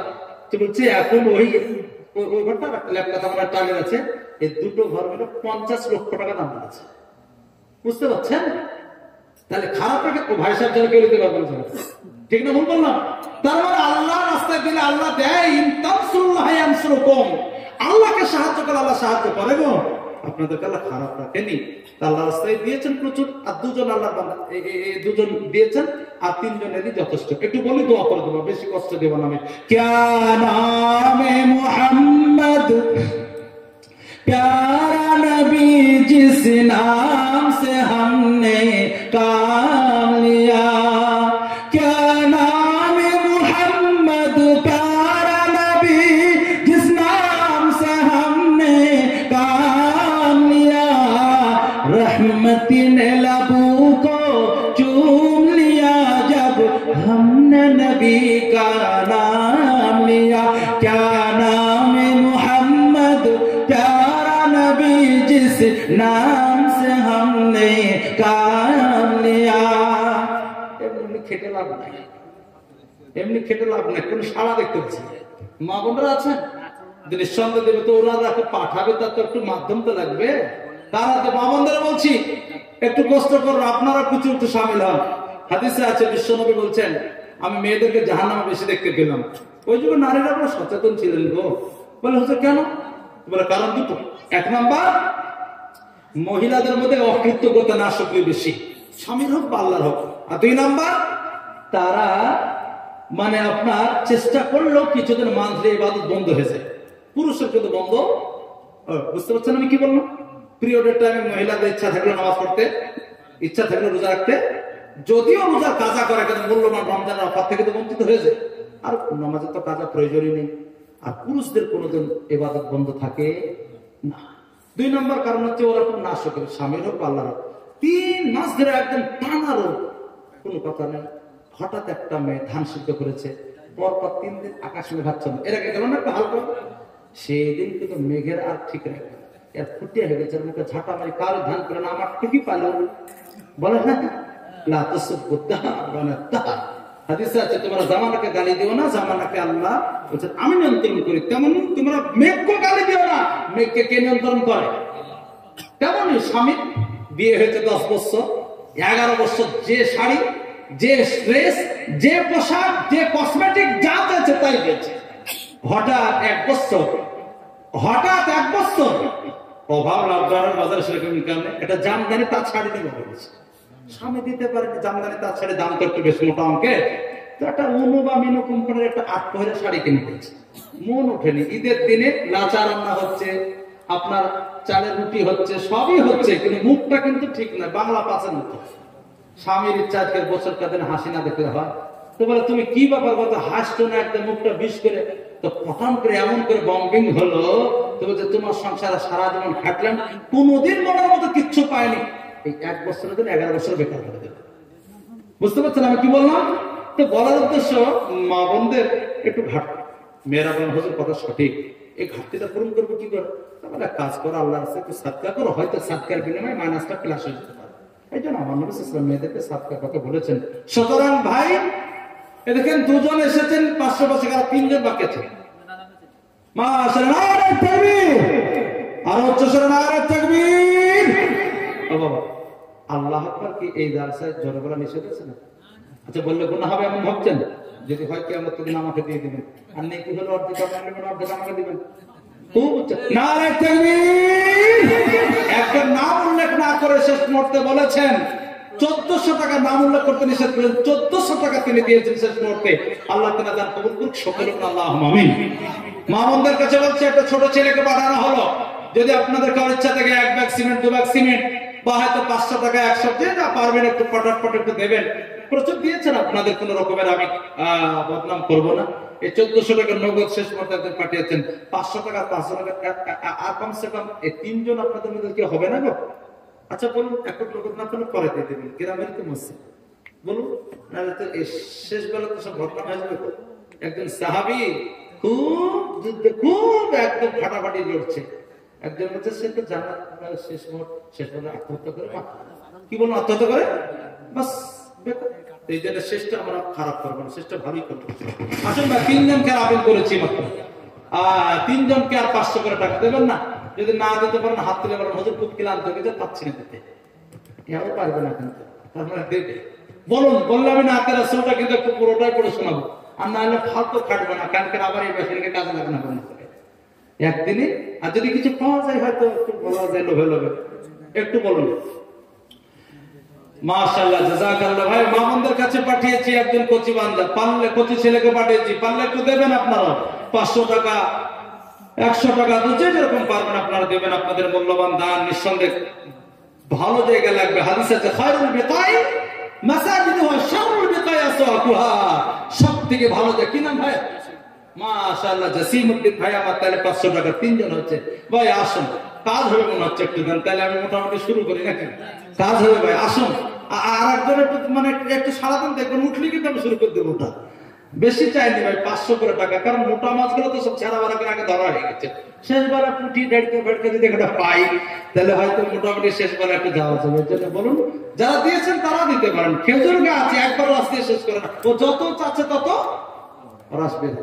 খেজুর গাছের পাতা দিয়ে কাটি বানানো হয়, ডাল দিয়ে জ্বালানি করা হয়, খেজুরের বীজ দিয়ে উটের খাবার তৈরি হয়, খেজুরের গুড়ালিটা কাঠ দিয়ে ঘরের টিপ তৈরি করা হয়। ঠিক না ভুল বললাম? কোন জিনিস পেকা না, মুমিনকে আল্লাহ খেজুর গাছের সাথে তুলনা দিয়েছেন। কিসের সঙ্গে বললাম আমি? ক্যা নামে মুহাম্মদ প্যারা নবী, জিস নাম সে हमने काम लिया। क्या नाम मुहम्मद प्यारा नबी, जिस नाम से हमने काम लिया। रहमती ने लबों को चूम लिया जब हमने नबी का नाम लिया। क्या नाम मुहम्मद प्यारा नबी, जिस नाम से हमने काम लिया। जन्नत भी मिली, उक़बा भी मिला, कबा भी मिला, क़ुरआ भी मिला। जन्नत भी मिली, उक़बा भी मिला, कबा भी मिला, क़ुरआ भी मिला। जब हमने रसूल अरबी के दामन को अदब से थाम लिया।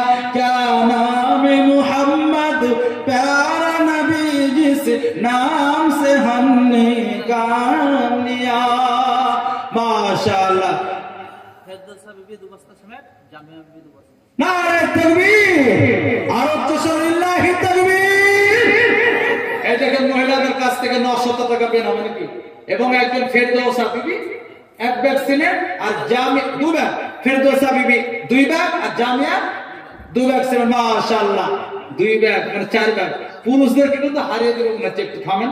990 এসেছে আবার 10 টাকা এখন 1400 এলেন না। দেখেন এবার কি করবেন, দেখেন গলায় দড়ি দিয়ে সব মরাটা একটা জায়েজ নেই, আত্মহত্যা, তাই ফতোয়াটা দিতে পারলাম না, বুঝতে পারছেন? নাহলে সব ভাত জমিলে আসলে ডবল গো দেওয়ার সময় অর্ধেক হিসাব করে হবে। এখন 900 আর 1400 কত হলো? আবার সিমেন্ট আছে 4 ব্যাগ, বাদ দেন না, ভুলে যান না। আজ বিচার করবে এখান থেকে, ফতোয়া ফারাইজ একদম ঠিক করে করে যাবো। আসলে প্রথম থেকে আপনারা বেশি দিয়ে ফেলেছেন নাকি, মা বোনেরা দিয়েছেন। আর 2টে কমসে কম 500 টাকা আসেন তো, 2টে মান সম্মানটা রক্ষা করুন। যাক আল্লাহ কবুল করুক। মাশাআল্লাহ, জাযাকাল্লাহ। দোয়া করবেন নাকি? হ্যাঁ, আর বাড়াচ্ছেন কারণ এমনিও মানুষজন নেই। তাছাড়া আমার বক্তব্য তার ভালো লাগবে না, বাসি ভাত হয়ে গেছে। কি ভাত করে না? বাসি ভাত। দোয়া করেন সকল দুরূদ ইব্রাহিম, আল্লাহুম্মা সাল্লি আলা মুহাম্মাদ ওয়া আলা আলি মুহাম্মাদ কামা সাল্লাইতা আলা ইব্রাহিম। যেতে যেতে 12টা বাজে ঘুমাতে হবে। ও বাবা, ক্লাস করতে হবে, ক্লাস না করলে বেলডাঙ্গার মানুষ কালকের যে টাইম বলবে নামাজ জালসা করো, ক্লাস করো না, আপনারাই বলবেন। আপনারা জালসা করলেও ক্লাস করতে পারবেন, ঘুমাই না, তবে ভাই মানুষ তো দোয়া করুন, আবার হবে ইনশাআল্লাহ। আপনাদের প্রতিরাই কখনো বকরম করে, কখনো হয়তো আপনাদের সমন্বয় করে। এই দেখেন দোলোয়াতে কদিন পর জালসা হবে, সামনে শুক্রবার মনে হয়। সেদিন আমরা 80 টাকা নেই। হ্যাঁ বড় আই, যদি আসেন আবার একবার জীবনী দিব। আই বলো, পেয়েছিস কিছু? হ্যাঁ, ও বাবা রে, যা পাওয়া যায়, কার পয়সাতে কি বরকত আল্লাহ জানে। এটা তো আপনার কোন রকমের অবহেলা করা ঠিক না। মাশাআল্লাহ, একবার দুরূদ ইব্রাহিম, আল্লাহুম্মা সাল্লি আলা মুহাম্মাদ ওয়া আলা আলি মুহাম্মাদ কামা সাল্লাইতা আলা ইব্রাহিম ওয়া আলা আলি ইব্রাহিম ইন্নাকা হামিদুম মাজিদ। আল্লাহুম্মা বারিক আলা মুহাম্মাদ ওয়া আলা আলি মুহাম্মাদ কামা বারাকতা আলা ইব্রাহিম ওয়া আলা আলি ইব্রাহিম ইন্নাকা হামিদুম মাজিদ। আল্লাহুম্মা আমিন। রব্বানা যালামনা আনফুসানা وإن لم تغفر لنا وترحمنا لنكونن من الخاسرين. ربنا آتنا في الدنيا حسنة وفي الآخرة حسنة وقنا عذاب النار. اللهم إنا نسألك الجنة ونعوذ بك من النار. اللهم إنا نسألك العافية والمعافاة في الدنيا والآخرة. اللهم اهدنا فيمن هديت وعافنا فيمن عافيت وتولنا فيمن توليت وبارك لنا فيما أعطيت وقنا شر ما قضيت إنك تقضي ولا يقضى عليك إنه لا يذل ما واليت.